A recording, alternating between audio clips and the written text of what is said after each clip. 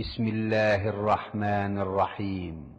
পরম করুণাময় ও অসীম দয়ালু আল্লাহর নামে শুরু। আসসালামু আলাইকুম ওয়া রাহমাতুল্লাহি ওয়া বারাকাতুহু। ইন্নাল হামদালিল্লাহ নাহমাদুহু ওয়া নাস্তাঈনুহু ওয়া নাস্তাগফিরুহ ওয়া নাউযু বিল্লাহি মিন শুরুরি আনফুসিনা ওয়া মিন সাইয়্যাতি আমালিনা। মান ইয়াহদিহিল্লাহু ফালা মুদিল্লা লাহু ওয়া মান ইউদ্লিল ফালা হাদিয়া লাহু। ওয়া আশহাদু আল লা ইলাহা ইল্লাল্লাহু ওয়াহদাহু লা শারীকা লাহু ওয়া আশহাদু আন্না মুহাম্মাদান আবদুহু ওয়া রাসূলুহু সাল্লাল্লাহু তাআলা আলাইহি ওয়া আলা আলিহি ওয়া সাহবিহি ওয়া সাল্লামা তাসলিমান কাসীরা। ইয়া আইয়ুহাল্লাযীনা আমানু তাকুল্লাহা হাক্কা তুকাতিহি ওয়া লা তামুতুন্না ইল্লা ওয়া আনতুম মুসলিমুন।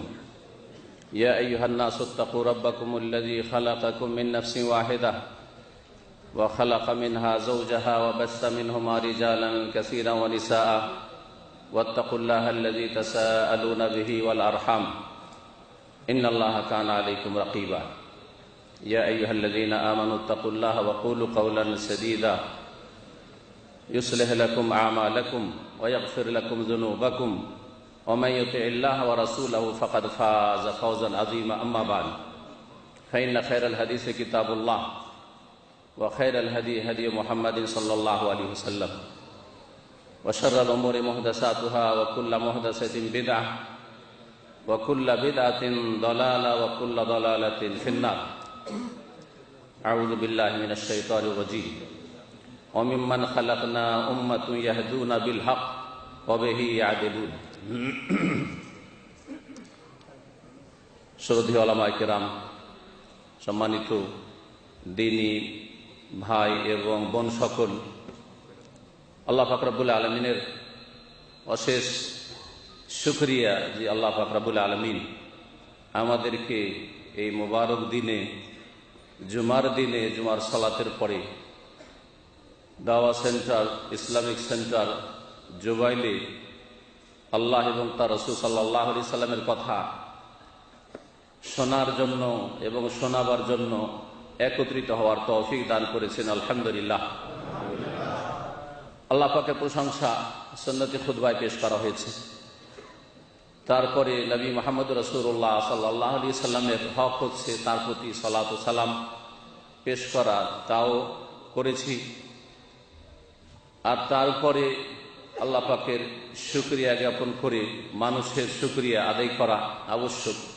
আল্লাহ পাক ও সমস্ত ভাইদেরকে জাযায়ে খায়ের দান করেন যারা এই মহাসম্মেলনে যে কোনোভাবে সহযোগিতা করেছেন, সময় দিয়ে সহযোগিতা করেছেন, শ্রম দিয়ে সহযোগিতা করেছেন, অর্থ দিয়ে সহযোগিতা করেছেন, অনুমতি দিয়ে সহযোগিতা করেছেন, ব্যবস্থাপনার মাধ্যমে সহযোগিতা করেছেন, অথবা এখানে হাজির হয়ে সহযোগিতা করেছেন। যেসব ভাই বোনেরা বিভিন্ন এলাকা থেকে এখানে দিনের কথা শোনার জন্য এসেছেন, তাদের সহযোগিতা বড় সহযোগিতা। আল্লাহ পাক যেন সকলকে উত্তম প্রতিদান দান করেন। জাযাহুমুল্লাহু খাইরান।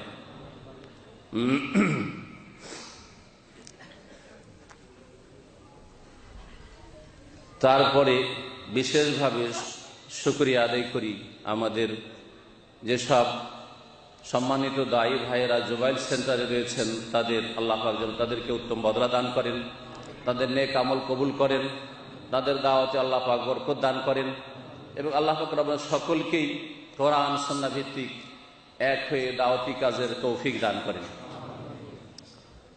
আরও যেসব দায়ী ভাইরা বিভিন্ন এলাকা থেকে, বিভিন্ন শহর থেকে এসেছেন, তাদের সহযোগিতা ভোলা যায় না। আল্লাহ পাক যেন তাদের নেক আমল কবুল করেন এবং আমাদের সকলের গুনাহ খাতা আল্লাহ পাক যেন মাফ করেন। আমার আলোচ্য বিষয় সম্পর্কে আপনারা শুনলেন, তা হচ্ছে সালাফি দাওয়াতের মূলনীতি এবং আকীদা। এই একটি বড় বিষয়, আকীদার বিষয় বিশাল একটি বিষয়। আর আকীদাতে অনেক কিছুই রয়েছে, যার সামান্য হয়তো বলে শেষ করা যাবে না। যার ফলে আকীদার বিষয়টিকে সংক্ষেপ করব, মূলনীতি সম্পর্কে কিছু আলোচনা করব, আর সালাফিদের বৈশিষ্ট্য কেমন হওয়া উচিত এবং তাদের বৈশিষ্ট্য কি তা আপনাদের সামনে সময় যদি সাথ দেয় তো পেশ করার চেষ্টা করব। একটি আয়াত দিয়ে আমার আলোচনা শুরু করেছি। সূরা আরাফ আয়াত নম্বর 181। মহান আল্লাহ ইরশাদ করছেন, অমিম্মান খালাকনা উম্মাতুন ইয়াহদুনা বিল হক অমিম্মান খালাকনা উম্মাতুন ইয়াহদুনা বিল হক ওয়া বিহি ইয়াদিলুন। আমি যেসবকে সৃষ্টি করেছি, আল্লাহ পাক বলছেন যাদেরকে আমি সৃষ্টি করেছি, অর্থাৎ মানব জাতির মধ্যে উম্মাতুন একটি দল রয়েছে, আগেও ছিল, এখনো আছে, আর কিয়ামত পর্যন্ত থাকবে। আল্লাহ পাকের মখলুক এবং শ্রেষ্ঠ মখলুক হচ্ছে মানব জাতি, তাদের মধ্যে একটি দল উম্মত রয়েছে। আল্লাহ পাক উম্মত বলেছেন। একটি দল রয়েছে ইয়াহদুনা বিল হক, যারা হক দ্বারা নিজেরা পরিচালিত হয় এবং অন্যকে পরিচালিত করে। সত্যের পথ, হেদায়েতের পথ, জান্নাতের পথ, সরল পথ সিরাতে মুস্তাকিম তারা দেখায় নিজেকে এবং অন্যজনকে।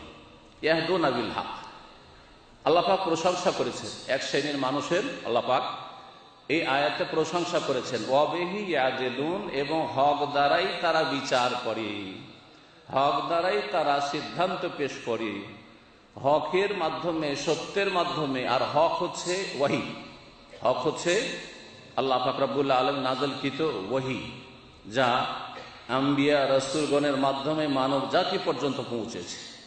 তারা তাহলে আম্বিয়াদের যে দাওয়াত ছিল, যে দাওয়াতের ভিত্তি হচ্ছে ওয়াহির ওপর, এই ওয়াহি দ্বারা তারা নিজেরা পরিচালিত হয়, অন্যদেরকে পরিচালিত করে, এবং এর দ্বারা তারা সুবিচার কায়েম করে। ওয়া বিহি ইয়াদিলুন। আল্লাহ পাক এই উম্মতের কথা বলেছেন, এই উম্মতকে তলাশ করতে হবে। এই দলটি, এই জামাত, এই উম্মত, যারা ফিরকা নয়, ফিরকা মানে যারা আসল দল থেকে, উম্মত থেকে ছড়িয়ে ছিটিয়ে গেছে, তাদেরকে ফিরকা বলা হয়। আর যেই জামাতটি আম্বিয়া এবং রসুলগণের সাথে সর্বদাই থেকেছে, নবী করিম সাল্লাল্লাহু আলাইহি ওয়াসাল্লামের জামানায় সাহাবায়ে কেরাম গণের জামাত, এবং তাদের পরে তাবেঈনদের জামাত, তাদের পরে তাবেঈনদের জামাত, এই ভাই আইম্মায়ে কেরাম, মুহাদ্দিসিনদের জামাত, ফুকাহায়ে কেরামদের জামাত রাহিমাহুমুল্লাহ জামিআন ওয়া রাদিয়াল্লাহু আনহুম। এবং তারপরে কিয়ামত পর্যন্ত তাদের অনুসারী যারাই হবে, তারাই হচ্ছে ইয়াহদুনা বিল হক ওয়া হুম ইয়াদিলুন। এই জামাতটি তাহলে নবী করিম সাল্লাল্লাহু আলাইহি সাল্লাম এবং তার সাথী সঙ্গী খোলাফায়ে রাশিদিন এবং তাদের অনুসারী যারা কিয়ামত পর্যন্ত হবে, এই ধারাবাহিকতার নাম। ওই পথের পথিক। তাদের আকীদা কি? যা মুহাম্মদুর রাসূলুল্লাহ সাল্লাল্লাহু আলাইহি সাল্লামের আকীদা। তাদের মানহাজ কি, চলার পন্থা কি? যা মুহাম্মদুর রাসূলুল্লাহ সাল্লাল্লাহু আলাইহি সাল্লাম এবং খোলাফায়ে রাশিদিন, সাহাবায়ে কেরাম রাদিয়াল্লাহু আনহুম আজমাইন দের ছিল। এবং তাদের আকীদার সাথে ইবাদত বন্দেগীর তরিকা কি? যা মুহাম্মদুর রাসূলুল্লাহ সাল্লাল্লাহু আলাইহি সাল্লামের ইবাদতের তরিকা ছিল, যা সাহাবায়ে কেরাম রাদিয়াল্লাহু আনহু ইবাদত বন্দেগীর তরিকা ছিল। তাদের দাওয়াতের পদ্ধতি কি? যা নবী মুহাম্মদুর রাসূলুল্লাহ সাল্লাল্লাহু আলাইহি সাল্লাম থেকে প্রমাণিত, তার থেকে যা তারা পেয়েছেন, সেটা হচ্ছে তাদের তরিকা। তো এই উম্মত হচ্ছে নবী করিম সাল্লাল্লাহু আলাইহি ওয়াসাল্লাম এবং সাহাবায়ে কেরামদের যে সিলসিলা, ধারাবাহিকতা, এই সিলসিলার নাম, এই ধারাবাহিকতার নাম না। নতুন একটি দল 60 বছর আগে বা 100 বছর আগে, 200 বছর আগে পয়দা হয়েছে, অথবা আরেকটু বেশি তার বয়স, এইরকম নয়, এইরকম নয় আসলে। বরং এই জামাত, এই উম্মত হচ্ছে নবী মুহাম্মদ রাসূলুল্লাহ সাল্লাল্লাহু আলাইহি সাল্লামের সাথী সঙ্গী, যাদেরকে ছেড়ে নবী সাল্লাল্লাহু আলাইহি ওয়াসাল্লাম দুনিয়া থেকে বিদায় নিয়েছেন, এই জামাত এবং এই জামাতের ধারাবাহিকতার নাম। এ হচ্ছে এই দাওয়াতের নাম। যে কোনো নাম দিতে পারেন আপনি। এই দাওয়াতের নাম আহলে সুন্নাত ওয়াল জামাত বলতে পারেন, বা এই জামাতের নাম, উম্মতের নাম আহলে সুন্নাত ওয়াল জামাত বলতে পারেন। এই উম্মতের নাম আপনি সালাফি বলতে পারেন, সালাফি দাওয়াতও বলতে পারেন। এই উম্মতের নাম আপনি কোরআন সুন্নাহর, কোরআন এবং হাদিসের অনুসারী, এবং কোরআনে কারীমের বেশ কিছু আয়াতে কোরআনে কারীমকেও হাদিস বলা হয়েছে, আর রাসূলুল্লাহ সাল্লাল্লাহু আলাইহি ওয়াসাল্লামের হাদিসও হাদিস। আল্লাহু নাযালা আহসান হাদিস, সুতরাং আহলে হাদিস নাম দিয়েও বলতে পারেন। আবার আনসারুস সুন্নাহ, সুন্নাহর সাহায্যকারী নাম দিয়েও বলতে পারেন। যেমন এক এক দেশে তারা এক এক নামে পরিচিত, নামটি বড় বিষয় নাই, কাজটি হচ্ছে বড় বিষয়। ভারত উপমহাদেশে যখন দেখতে যাবেন তো এই ধারাবাহিকতা যে নবী করিম সাল্লাল্লাহু আলাইহি ওয়াসাল্লাম সাহাবায়ে কেরামদের এই সিলসিলার অনুসারী যারা সাহাবায়ে কেরামদের যারা অনুসারী, যারা তাবেঈন তাবা তাবেঈন অনুসারী রাসূলুল্লাহ সাল্লাল্লাহু আলাইহি সাল্লামের পরে, তাদের নাম হচ্ছে আহলুল হাদিস। ভারত, বাংলাদেশ, পাকিস্তানে যখন আপনি ইন্দোনেশিয়া, মালয়েশিয়ায় চলে যাবেন তখন তাদের নাম হচ্ছে আনসারুস সুন্নাহ আল মুহাম্মাদিয়া। মিশরে যাবেন, সুদানে যাবেন, আনসারুস সুন্নাহ আল মুহাম্মাদিয়া। যখন আপনি কেরালায় যাবেন তখন তাদের নাম হচ্ছে নাদওয়াতুল মুজাহিদিন, এইরকম শ্রীলঙ্কায় বা আয়াতে। আর যখন আরব দেশগুলিতে আসবেন তখন আরব দেশে তাদের নাম হচ্ছে সালাফদের অনুসারী, সুতরাং তাদের নাম হচ্ছে সালাফি। এক বচন সালাফি আর বহু বচন হচ্ছে সালাফিউন বা সালাফিইন, যারা সালাফদের অনুসারী আকীদার ক্ষেত্রে, ইবাদতের ক্ষেত্রে, আখলাক চরিত্রের ক্ষেত্রে, হালাল হারামের ক্ষেত্রে, দিনের জীবনের প্রতিটি ক্ষেত্রে, ব্যক্তি জীবনের ক্ষেত্রে, পারিবারিক জীবনের ক্ষেত্রে, সামাজিক ক্ষেত্রে, সমস্ত ক্ষেত্রে, অর্থনীতিতে, সমস্ত ক্ষেত্রে যারা সালাফগণের অনুসারী। সালাফ কারা? যারা এই উম্মতের প্রথম যুগের নবী মুহাম্মদ রাসূলুল্লাহ সাল্লাল্লাহু আলাইহি ওয়াসাল্লামের সাহাবায়ে কেরামদের যুগ এবং তাবেঈন তাবা তাবেঈন এই স্বর্ণ যুগগুলিতে যেসব খাঁটি মুসলিমরা ছিলেন, এই খাঁটি মুসলিমদের যারা অনুসারী কিয়ামত পর্যন্ত হবে তারা হচ্ছে সালাফি। আর এই খাঁটি মুসলিমরা স্বর্ণ যুগের সাহাবায়ে কেরামগণ, তাবেঈনগণ, তাবা তাবেঈনগণ তারা হচ্ছেন সালাফ, তারা হচ্ছেন সালাফ। আর সালাফদের যদি সত্যিকার অনুসারী হয় তো তাহলে তাদেরকে বলা যেতে পারে যে তারা খালাফ। হ্যাঁ, সালাফদের পরবর্তীতে এসেছেন কিন্তু তারা সালাফদের, সাহাবায়ে কেরাম, তাবেঈন তাবা তাবেঈনদের অনুসারী। জি, সুতরাং এই সালাফের নামটি কোরআন সুন্নাহ ভিত্তিক নাম। জি, তবে যেমন বললাম যে নামে যায় আসে না যদি আপনার আকীদা, আমল, মানহাজ, ইবাদত, বন্দেগী, আপনার দিন মেনে চলা তার অনুকূলে না হয়। এই আয়াত সম্পর্কে বলছিলাম, এই আয়াতের ব্যাখ্যা একটি হাদিস পেশ করি। নবী মুহাম্মদ রাসূলুল্লাহ সাল্লাল্লাহু আলাইহি ওয়াসাল্লাম থেকে সাওবান রাদিয়াল্লাহু তাআলা আনহু বর্ণনা করছেন, قال رسول الله صلى الله عليه وسلم لا تزال طائفة من أمتي ظاهرين على الحق لا يضرهم من خذلهم حتى يأتي أمر الله وهم كذلك। বলছেন নবী মুহাম্মদ রাসূলুল্লাহ সাল্লাল্লাহু আলাইহি ওয়াসাল্লাম যে আমার উম্মতের একটি দল, এখানেও তায়েফা বলা হয়, তায়েফা মানে জামাত, একটি দল, একটি দল হবে জাহেরিন আলাল হক, যারা সত্যের ওপর সব সময় বিজয়ী হবে, সত্যের ওপর তারা সব সময় সাকসেস থাকবে, কামিয়াব থাকবে, সত্যের ওপর তারা জয়ী হয়ে থাকবে। লা ইয়াদুররুহুম মান খাযালাহুম, যারা তাদের সঙ্গ ছেড়ে দেবে, তাদেরকে অসহায় করে দেওয়ার চেষ্টা করবে, তাদেরকে অপদস্থ করার চেষ্টা করবে, কোনো ক্ষতি করতে পারবে না। লা ইয়াদুররুহুম মান খাযালাহুম, যতই বিরোধিতা করুক না কেন, যতই শত্রুতা করুক না কেন, তাদের ক্ষয়ক্ষতি করতে পারবে না, বরং তারা সব সময় হকের ওপর জয়ী থাকবে। যাহিরিন আলাল হক, সত্যের ওপর তারা বিজয়ী থাকবে, তাদের সংখ্যা বাড়তেই থাকবে। লক্ষণটি ভালো করে একটু বুঝুন, তাদের সংখ্যা বাড়তেই থাকবে। যখন নবী মুহাম্মদ রাসূলুল্লাহ সাল্লাল্লাহু আলাইহি ওয়াসাল্লামের দাওয়াত সম্পর্কে রোমের রাজার সামনে জিজ্ঞাসা করা হয় আবু সুফিয়ানকে যে মুহাম্মদ সাল্লাল্লাহু আলাইহি সাল্লামের যারা অনুসারী তাদের সংখ্যা কমছে না বাড়ছে, ইয়াজিদুন আম ইয়ানকুসুন, তাদের সংখ্যা বাড়ছে না কমছে, কি জবাব দিয়েছিল আবু সুফিয়ান? অথচ আবু সুফিয়ান তখনও ইসলাম গ্রহণ করেন রাদিয়াল্লাহু আনহু, তখনও কুফরীর অবস্থায় ছিল, কিন্তু তিনি বলছেন যে যাতে করে এটা প্রমাণিত না হয় যে আমি একজন মিথ্যুক লোক, এই ভয়ে শুধু সত্য কথা বাধ্য হয়ে বলেছিলাম, নিরুপায় হয়ে আমি বলেছিলাম। কারণ আরবরা কাফের মুশরিক হইল ওই যুগে মিথ্যা কথা বলা কখনো মেনে নিতে পারে না, যে কেউ মিথ্যাবাদী বলবে, মিথ্যুক বলবে, আর আমি সাব্যস্ত হয়ে যাবো মিথ্যুক, এটা হতেই পারে না। এই ভয়ে সত্য কথা বলেছিলেন তিনি। বলছেন যে বালিয়াজিদুন, তাদের সংখ্যা বাড়তি আছে, কমে না তাদের সংখ্যা। এখন দেখুন পৃথিবীতে যে কোরআন সুন্নাহর দাওয়াত চলছে, কোরআন সুন্নাহর অনুসারীদের সংখ্যা বাড়ছে না কমছে? বাড়ছে। এটা হাক্কানিয়তের পরিচয়, ভালো করে মনে রাখবে। এটা হচ্ছে যে এই দল সত্য পথে রয়েছে, ওহির পথে রয়েছে, কোরআন সুন্নাহর পথে রয়েছে, রাসূলুল্লাহ সাল্লাল্লাহু আলাইহি ওয়াসাল্লাম, খোলাফায়ে রাশিদিন, সাহাবায়ে কেরামদের পথের অনুসারী, যার ফলে মানুষের প্রকৃতিতে রাখা আছে হককে কবুল করা। যতই চেষ্টা করেন বাধা দেওয়ার, মানুষের আল্লাহ পাক মানুষকে সৃষ্টি করেছেন এমন প্রকৃতি দিয়ে যেটাকে বলা হচ্ছে ফিতরাত। কুল্লু মাউলুদিন ইউলাদু আলাল ফিতরাত, প্রত্যেক মানুষ জন্মায় কিসের ওপর?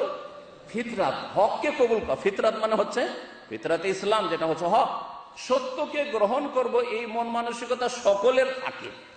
কিন্তু পারিপার্শ্বিক অবস্থার কারণে বাপ খারাপ, মা খারাপ, অথবা ভাই বোন খারাপ, সমাজ খারাপ, দেশের ওলামা হচ্ছে বিদাতি ওলামা, শিরক বিদাতের শিক্ষা দেয়, পীর মুরিদের ব্যবসার শিক্ষা দেয়, তামিজ তুমারের শিক্ষা দেয়, যার ফলে বাপ মা যেমন হয় তেমন ছেলে হয়ে যায়। বাপ মা খারাপ, যেরকম খারাপ হোক, জি, আকীদার ক্ষেত্রে খারাপ অথবা আমলের ক্ষেত্রে খারাপ, খারাপ হলে তখন খারাপ হয়ে যায় ছেলে।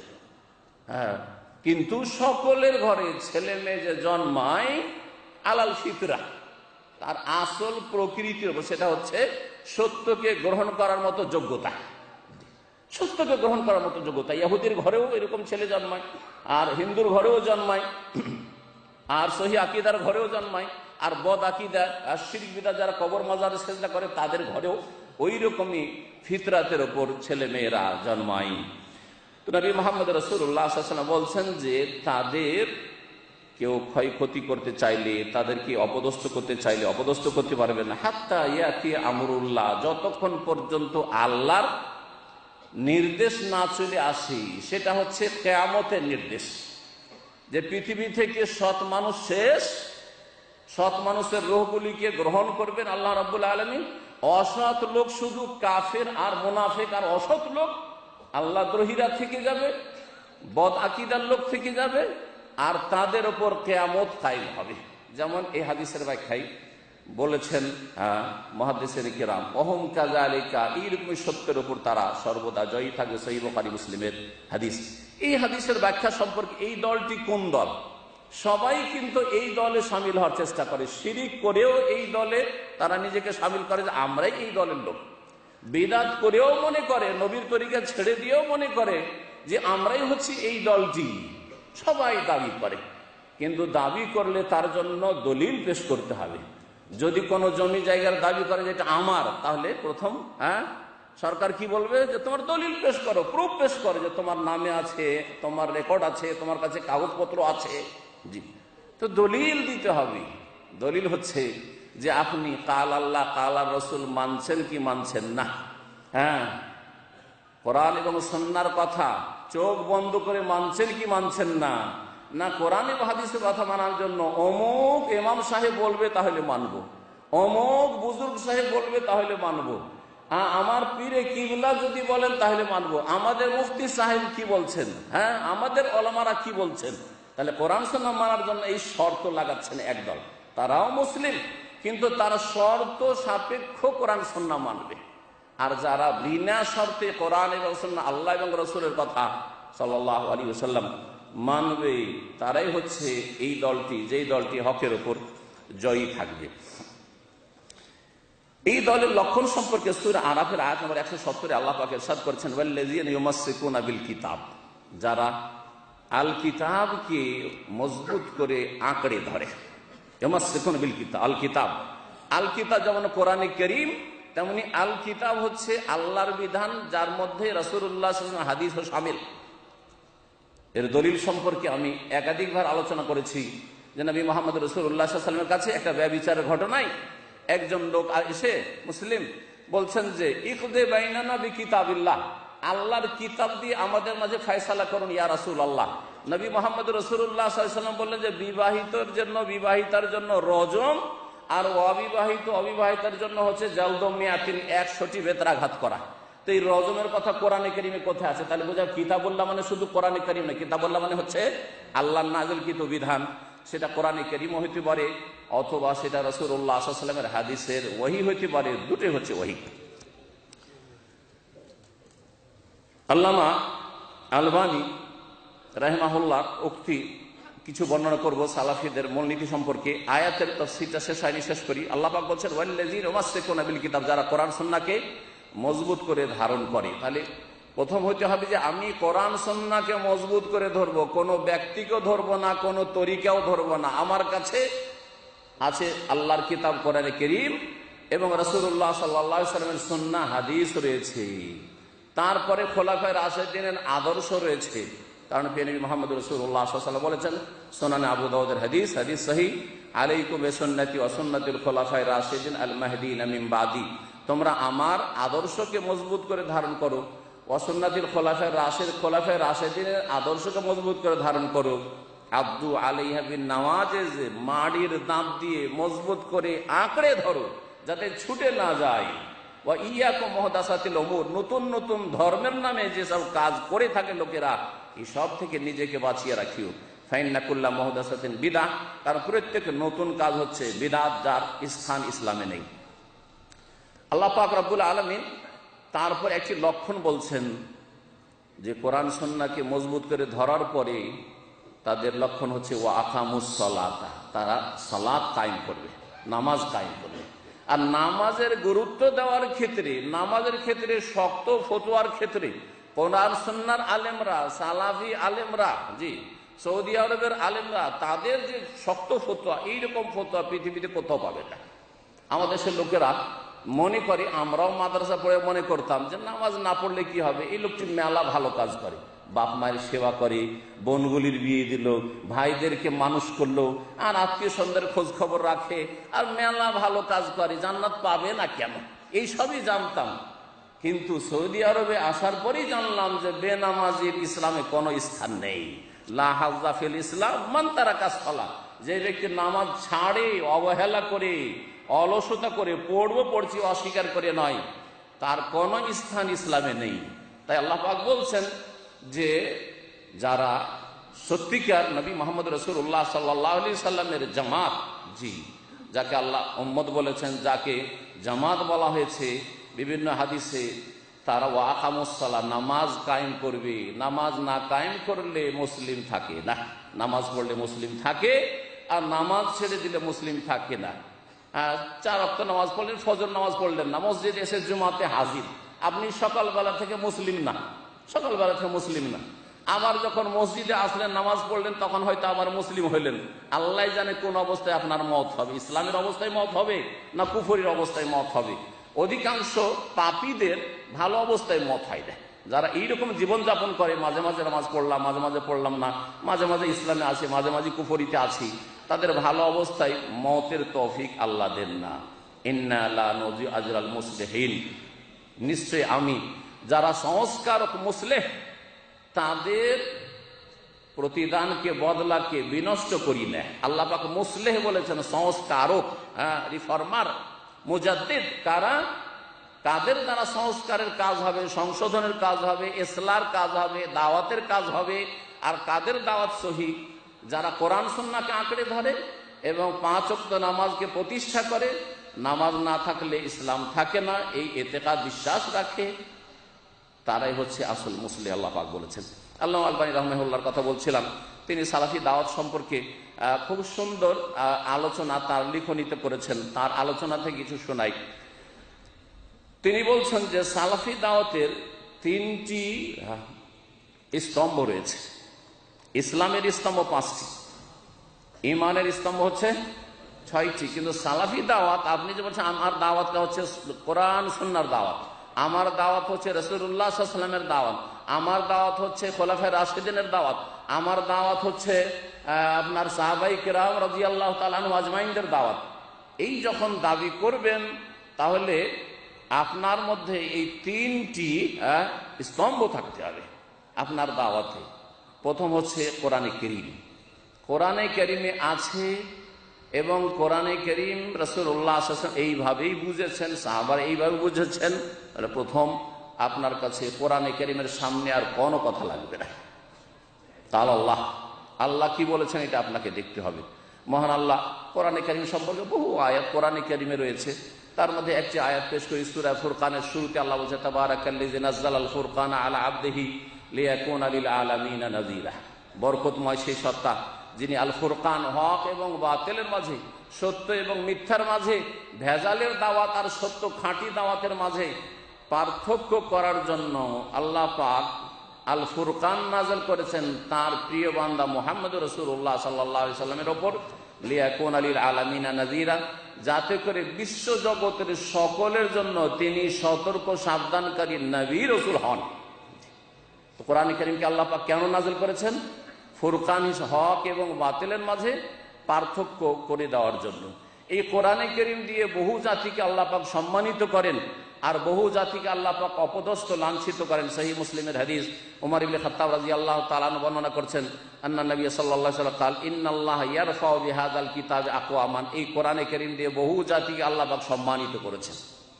কোরআনে কারীম দিয়ে আল্লাহ পাক বহু জাতিকে সম্মানিত করেছেন। মুহাম্মদুর রাসূলুল্লাহ সাল্লাল্লাহু আলাইহি ওয়াসাল্লামকে। মক্কায় তার অবস্থা কি ছিল মক্কায় জীবন পড়েন, আর মদিনায় আল্লাহ পাক কিভাবে সম্মানিত করলেন, মক্কা বিজয়ের দিনে কিভাবে আল্লাহ পাক সম্মানিত করলেন। এ তো ছিল দুনিয়ার সম্মান, আর আখিরাতে আল্লাহ পাক কত যে সম্মান আল্লাহ পাক রেখেছেন। তার জন্য মাকামে মাহমুদ রয়েছে, তার জন্য আল ওয়াসিলা আতি মুহাম্মাদানিল ওয়াসিলাতুল ফাদিলা ওয়াবআসু মাকামাম মাহমুদ আল্লাযী ওয়া'আদতা। তার কাছে হাউজে কাউসার রয়েছে, তার কাছে শাফাআত রয়েছে, শাফাআতে কুবরা রয়েছে, উজমা রয়েছে। আল্লাহ পাক এই কোরআনে কারীম দিয়ে সম্মানিত করেছেন রাসূলুল্লাহ সাল্লাল্লাহু আলাইহি ওয়াসাল্লামকে, খোলাফায়ে রাশেদিনকে, সাহাবায়ে কেরামদেরকে, আর তারপরে মুসলিম উম্মতের ওই সমস্ত লোকদেরকে যারা কোরআনকে আঁকড়ে ধরেছি। ইন্নাল্লাহ ইয়ারফাউ বিহাযাল কিতাব আকওয়ামান ওয়া ইয়াযাউ বিহি আখারিন। আর বহু জাতিকে আল্লাহ বা কোরআন দিয়ে লাঞ্ছিত অপদস্থ করেন।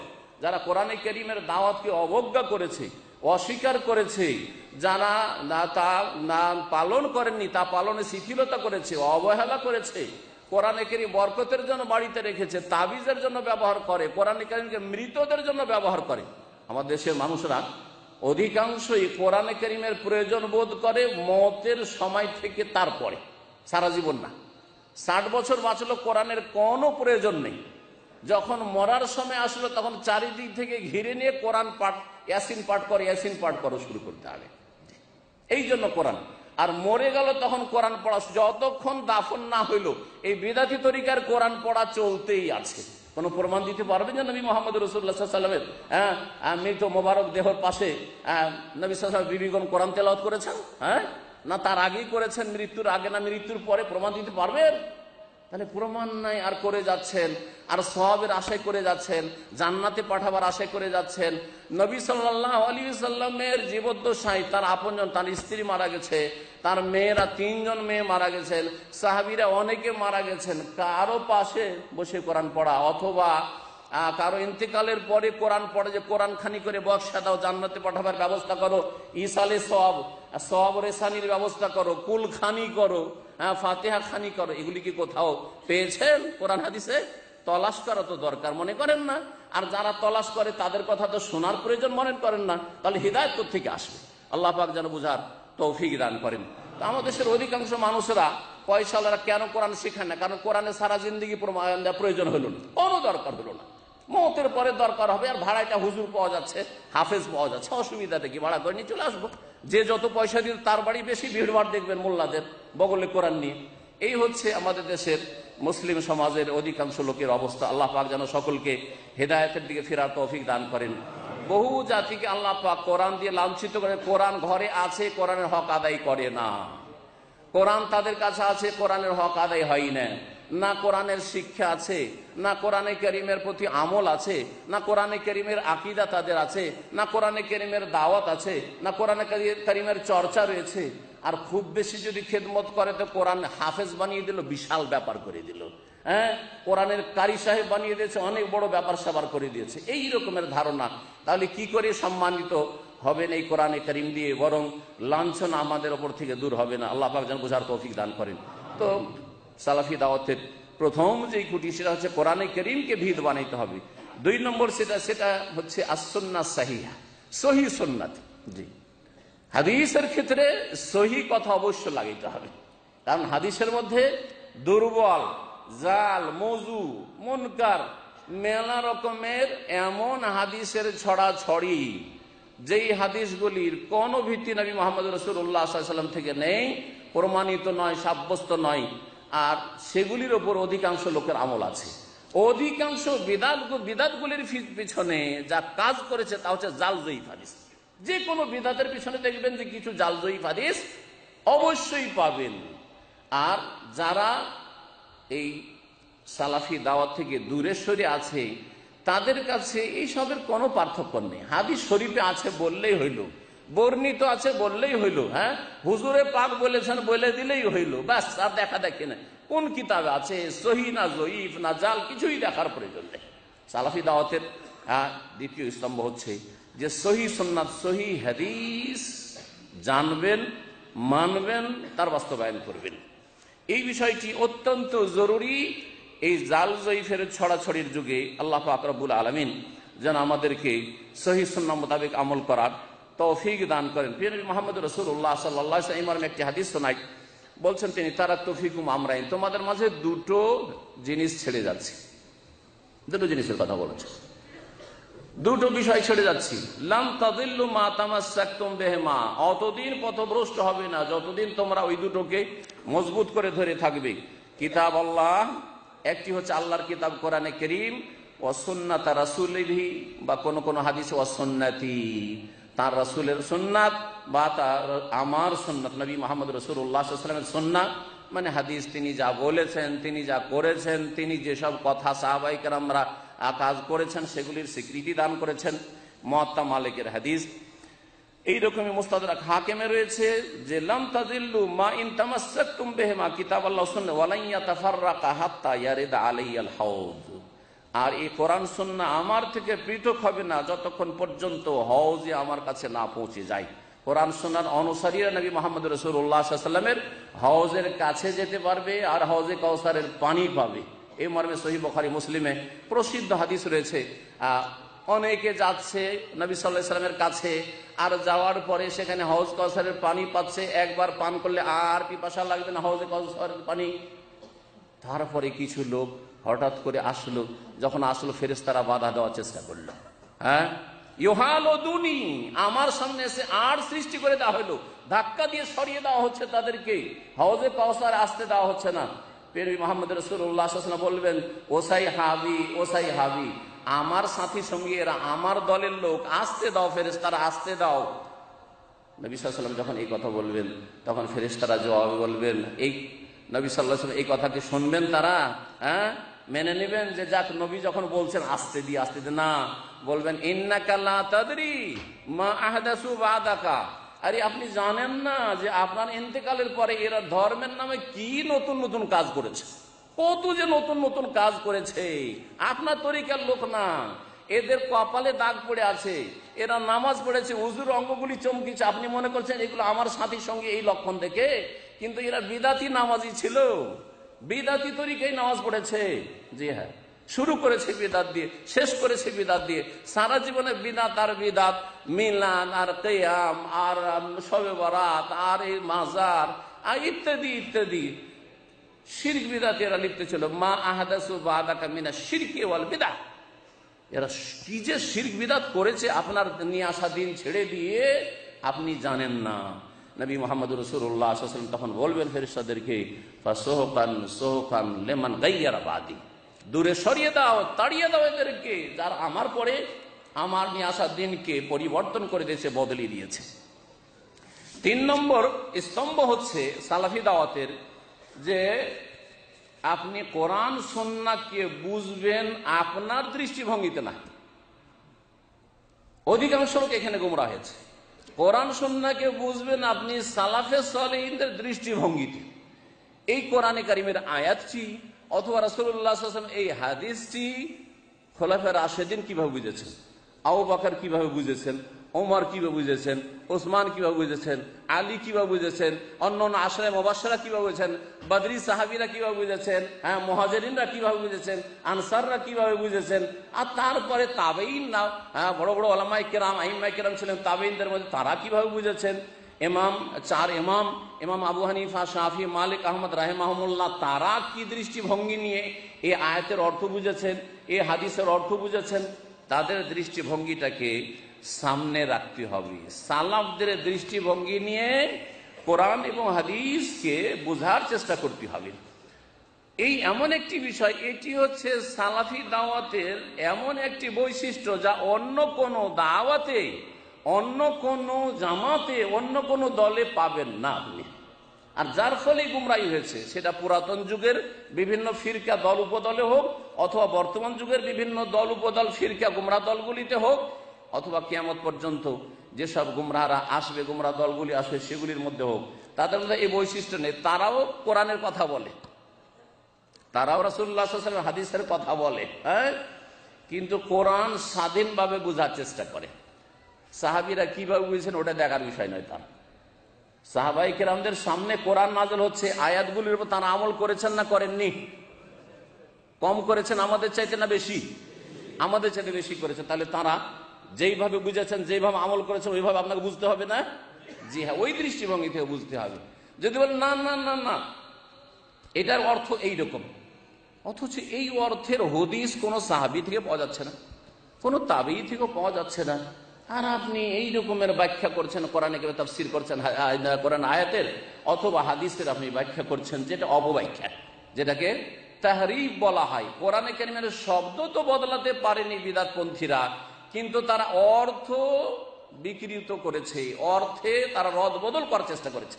তাহরিফে লফজি করতে পারে, কিন্তু তাহরিফে মানবী করেছে, অর্থের দিক থেকে তারা বিকৃতি ঘটাবার চেষ্টা করেছে। এইভাবে বিভিন্ন রকমের বিদআত ধর্মের নামে ছড়িয়েছে, আর বিদআতি দল পয়দা হয়েছে।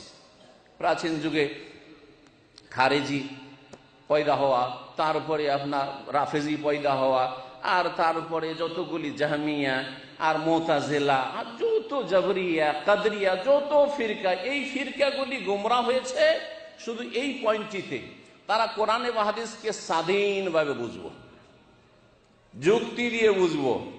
নবী সাল্লাল্লাহু আলাইহি ওয়াসাল্লামের সাহাবীরা কিভাবে বুঝেছেন না, সেটা দেখার বিষয় নয়, যার ফলে তারা গুমরাহ হয়েছে।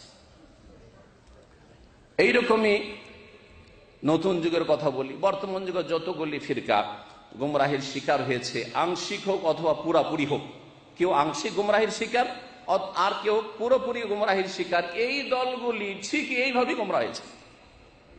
কোরআন হাদিসকে বুঝবে স্বাধীনভাবে। যেমন কিছু দল আছে, তারা নিজেরাই তাফসীর করে, বসে যাবে তাদের সাপ্তাহিক বা মাসিক বৈঠকে, নিজেরাই তাফসীর করবে। কেউ তাদের মধ্যে আলেম নাই, হ্যাঁ, কলেজ ইউনিভার্সিটিতে লেখাপড়া করেছে, হ্যাঁ, আর তারপরে তোমাকে এই সূরার তাফসীর করতে হবে, এই আয়াতের তাফসীর করতে হবে, সব তাফসীর করছে। জি, যেই দল যেই উদ্দেশ্য রাখে, যেই টার্গেট রাখে, ওই রকমের তাফসীর করে। যাদের রাজনৈতিক উদ্দেশ্য আছে, তখন ওই রাজনৈতিক তাফসীর করে, যার ফলে তখন ওই রাজনৈতিক তাফসীরের কিতাবগুলি শুধু পড়ার জন্য তারা অ্যাডভাইস করে যে অমুক তাফসীরটা পড়বেন, অমুক তাফসীরটা পড়বেন, এই কাজ করে। আশা করি আপনারা বুঝতে পারছেন। আর যারা অন্য রকমের রয়েছে, তারা অন্য রকমের তাফসীর করে।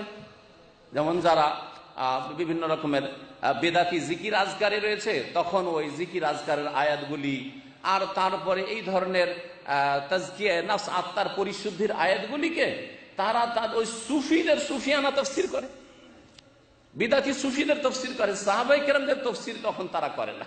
জি, আত্মার পরিশুদ্ধি সম্পর্কে তখন নিজের খেয়াল খুশি তারা তাফসীর করে, যার ফলে গুমরাহির শিকার হয়।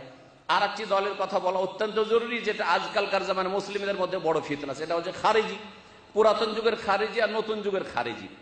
নতুন যুগের খারেজিরা ঠিক ওইভাবেই গুমরাহ হয়েছে। কোরআনের কথা তারাও বলে, কোরআন আয়াত, জিহাদ করবে, লড়াই করবে, হ্যাঁ, এই আয়াত পড়ে, হাদিস পড়ে, কিন্তু কোরআনের আয়াত এবং হাদিসটা কিভাবে নবী সাল্লাল্লাহু আলাইহি ওয়াসাল্লাম সাহাবায়ে কেরামদেরকে বুঝিয়েছেন, তার কথার দ্বারা, তার আমল দ্বারা, প্র্যাকটিক্যাল করে, এবং সাহাবায়ে কেরামরা এই আয়াতগুলির ওপর, হাদিসগুলির উপর কেমন ভাবে আমল করে বাস্তবায়ন করেছেন, সেটা দেখার বিষয় না। চার ইমাম এবং মুহাদ্দিসিন, ইমাম বুখারী, মুসলিম ইত্যাদি আইম্মায়ে মুহাদ্দিসিন, তারা কিভাবে এই হাদিসগুলি বুঝেছেন, আয়াতগুলি বুঝেছেন, এটা দেখার বিষয় নয়। একটি আয়াত নিয়ে নিল আর তারপরে নিজেই তাফসীর করা শুরু করলো, আর রাস্তায় 18 বছর, 20 বছর, 22 বছর বয়স, রাস্তায় বেরিয়ে গেল আর বলছে যে এখন আমি জিহাদে নিয়েছি। জি, এরা এইভাবে নতুন যুগের খারেজি পয়দা হচ্ছে। কেন? তারা নবী মোহাম্মদ রাসূলুল্লাহ সাল্লাল্লাহু আলাইহি ওয়াসাল্লামের সাহাবায়ে কেরাম যারা সালাফ, তাবেঈন, তাবা তাবেঈন যারা সালাফ, তাদের দৃষ্টিভঙ্গিতে কোরআন এবং হাদিস বুঝে না। একটু ক্লিয়ার না করলে আর বুঝবেন না। নবী করিম সাল্লাল্লাহু আলাইহি ওয়াসাল্লামের যুগে জিহাদের জন্য হুকুম কে করতেন? নবী মোহাম্মদ রাসূলুল্লাহ। বদরে, ওহুদে, মক্কা বিজয় যেতে হবে, কে এই হুকুমটা করতেন? কে করতেন? একজন না দুইজন? একজন, তিনি হচ্ছেন মুহাম্মদুর রাসূলুল্লাহ সাল্লাল্লাহু আলাইহি ওয়াসাল্লাম। আর কেউ করত? কখনো জিহাদের জন্য আবু বকর একাই বেরিয়ে গেল বিনা হুকুমে, ভালো কাজে তো যাচ্ছি, আবার নবীর হুকুম নেওয়ার দরকার কি? করেছেন নাকি? না, কখনো করেন নাই। তারপরে নবী মোহাম্মদ রাসূলুল্লাহ সাল্লাল্লাহু আলাইহি ওয়াসাল্লামের তিরোধানের পরে খলিফা হলেন কে? আবু বকর সিদ্দিক রাদিয়াল্লাহু। আবু বকর সিদ্দিক রাদিয়াল্লাহু তাআলা আনহুর যে জামানা, অল্প জামানা, 2 বছর 3 মাস 10 দিন মোটামুটি, এই দিনগুলিতে কোন জিহাদের হুকুম, জিহাদের নেতৃত্ব দেওয়ার জন্য বেরিয়ে গেলাম, আবু বকরকে জিজ্ঞাসা করার দরকার কি? উনি না করলে আমাকে করতে হবে না, আমি বেরিয়ে যাব। ওমর বেরিয়েছেন, ওসমান বেরিয়েছেন, আলী বেরিয়েছেন রাদিয়াল্লাহু আনহু আজমাইন। কেউ বেরোননি যতদিন তিনি খলিফা। হুকুম করবেন কে? দেশের শাসক হুকুম করবেন। খলিফা হচ্ছেন দেশের শাসক, তিনি হুকুম করবেন। ওমরের জামানায় ওসমান কোন হুকুম করেছেন যে চলো জিহাদ যেতে হবে? করেছেন? করেন নাই। উসমান রাদিয়াল্লাহু তাআলার জামানায় আলী হুকুম করেছেন যে চলো আমি যাবো জিহাদ। উসমানকে আবার জিজ্ঞাসা করার কি প্রয়োজন? করেছেন? জীবনেও করেন নাই। তাহলে বোঝা গেল যে জিহাদ এমন একটি কাজ, জিহাদ ছাড়া বলি দণ্ডবিধান, জিহাদ ছাড়া দণ্ডবিধান, চোরের হাত কাটা, জেনাকারী ইসলামিক শাস্তি দেওয়া, কিসাস, হত্যার বদলে হত্যা করা, কিসাসের বাস্তবায়ন করা, কে করবেন? নবী করিম সাল্লাল্লাহু আলাইহি ওয়াসাল্লামের খলিফা, যিনি বর্তমান খলিফা ছাড়া অন্য কেউ এই কাজটা করেছেন কি?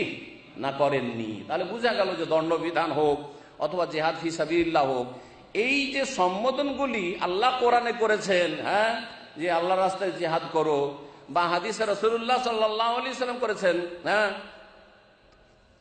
এগুলি সম্বোধন কাকে? জনগণকে না শাসককে? জনগণকে না শাসককে? না যুবকদেরকে? শাসককে, খলিফাকে বলা হচ্ছে আল্লাহ তোমাকে নেতৃত্ব দান করেছেন, সুতরাং তোমার দায়িত্ব হচ্ছে যদি প্রয়োজন হয় এবং তুমি সেটাতে হিকমা মনে করো যে এখন প্রয়োজন আছে, এতেই হিকমত রয়েছে, ইসলামের লাভ রয়েছে, তো চলো মক্কা বিজয়ে চলো, আর অমুক বিজয়ে চলো, আর অমুক কাজে খাইবারে চলো, আর তাবুকে চলো। এটা হুকুম করবেন একমাত্র দেশের শাসক। এই আয়াতগুলির তাফসীর করে প্রিয় নবী মুহাম্মদ রাসূলুল্লাহ সাল্লাল্লাহু আলাইহি ওয়াসাল্লাম হাদিস, ইন্নামাল ইমামু জুন্নাতুন, ইমাম হচ্ছে দেশের শাসক। জি, ইমাম মানে হচ্ছে ইমামে আজম, দেশের শাসক হচ্ছে জন্য। ইমাম মানে মসজিদের ইমাম নয়, ইমাম মানে আপনার সংগঠনের নেতা নয়, ইমাম মানে বাগদাদি খারিজি গুমরা নয়, ইমাম মানে দায়েশীদের নেতা নয়, ইমাম মানে আব্দুর রহমান বাংলা ভাই নয়। ইমাম মানে হচ্ছে দেশের শাসক। ইন্নামাল ইমামু জুন্নাতুন, ইমাম হচ্ছে ঢাল। ঢাল, ঢালের পেছনে থেকে নিজেকে সুরক্ষিত করতে হয়। ইউকাতালু মিন ওয়ারাই, তার পিছনে থেকে লড়াই করতে হবে। ইমামের, শাসকের পেছনে থেকে তার নেতৃত্বের লড়াই করতে হবে, আগে বেড়ে গেলে হবে না। আপনারা আরো জানেন সালাফদের যুগের ঘটনা।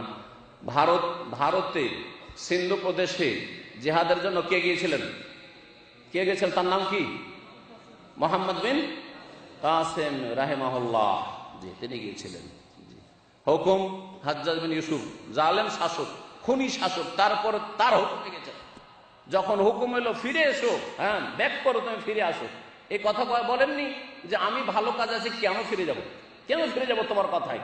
এই কাজে আমি যতদূর পারবো চলে যাব, আর শাসকের কথা মানবো না, শাসকের নাফরমানি করব, তোমাকে কে মানে আমি বেরিয়ে গেলাম। যেমন অনেক খারেজিরাই করেছে।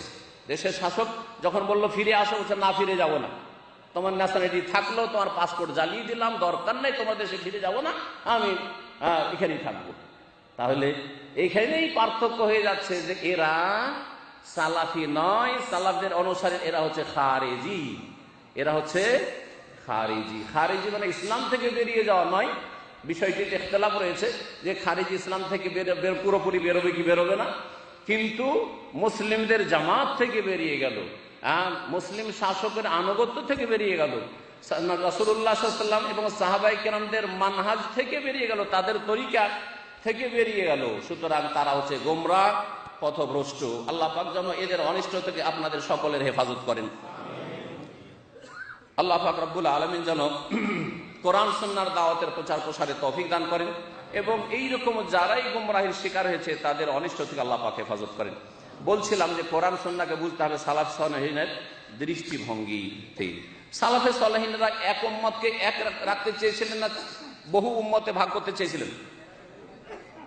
ইন্না হাযিহি উম্মাতুকুম উম্মাতাও ওয়াহিদা, তার সালাফগণ এক উম্মত।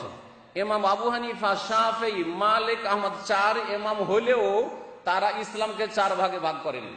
তারা ওই যুগের বড় বড় আলেম ছিলেন। যেমন বর্তমান যুগে এই কিছুদিন আগে তিনজন বড় বড় আলেম, আল্লামা নাসির আলবানী, আল্লামা ইবনে বাজ, আর আল্লামা ইবনে উসাইমিন রাহিমাহুল্লাহ, তাদের কি মধ্যে কি এরকম কিছু ছিল যে আমরা তিনজনে তিনটা দল তৈরি করব, তিনটা মযহাব তৈরি করব আর তিনটা তরিকা তৈরি করব?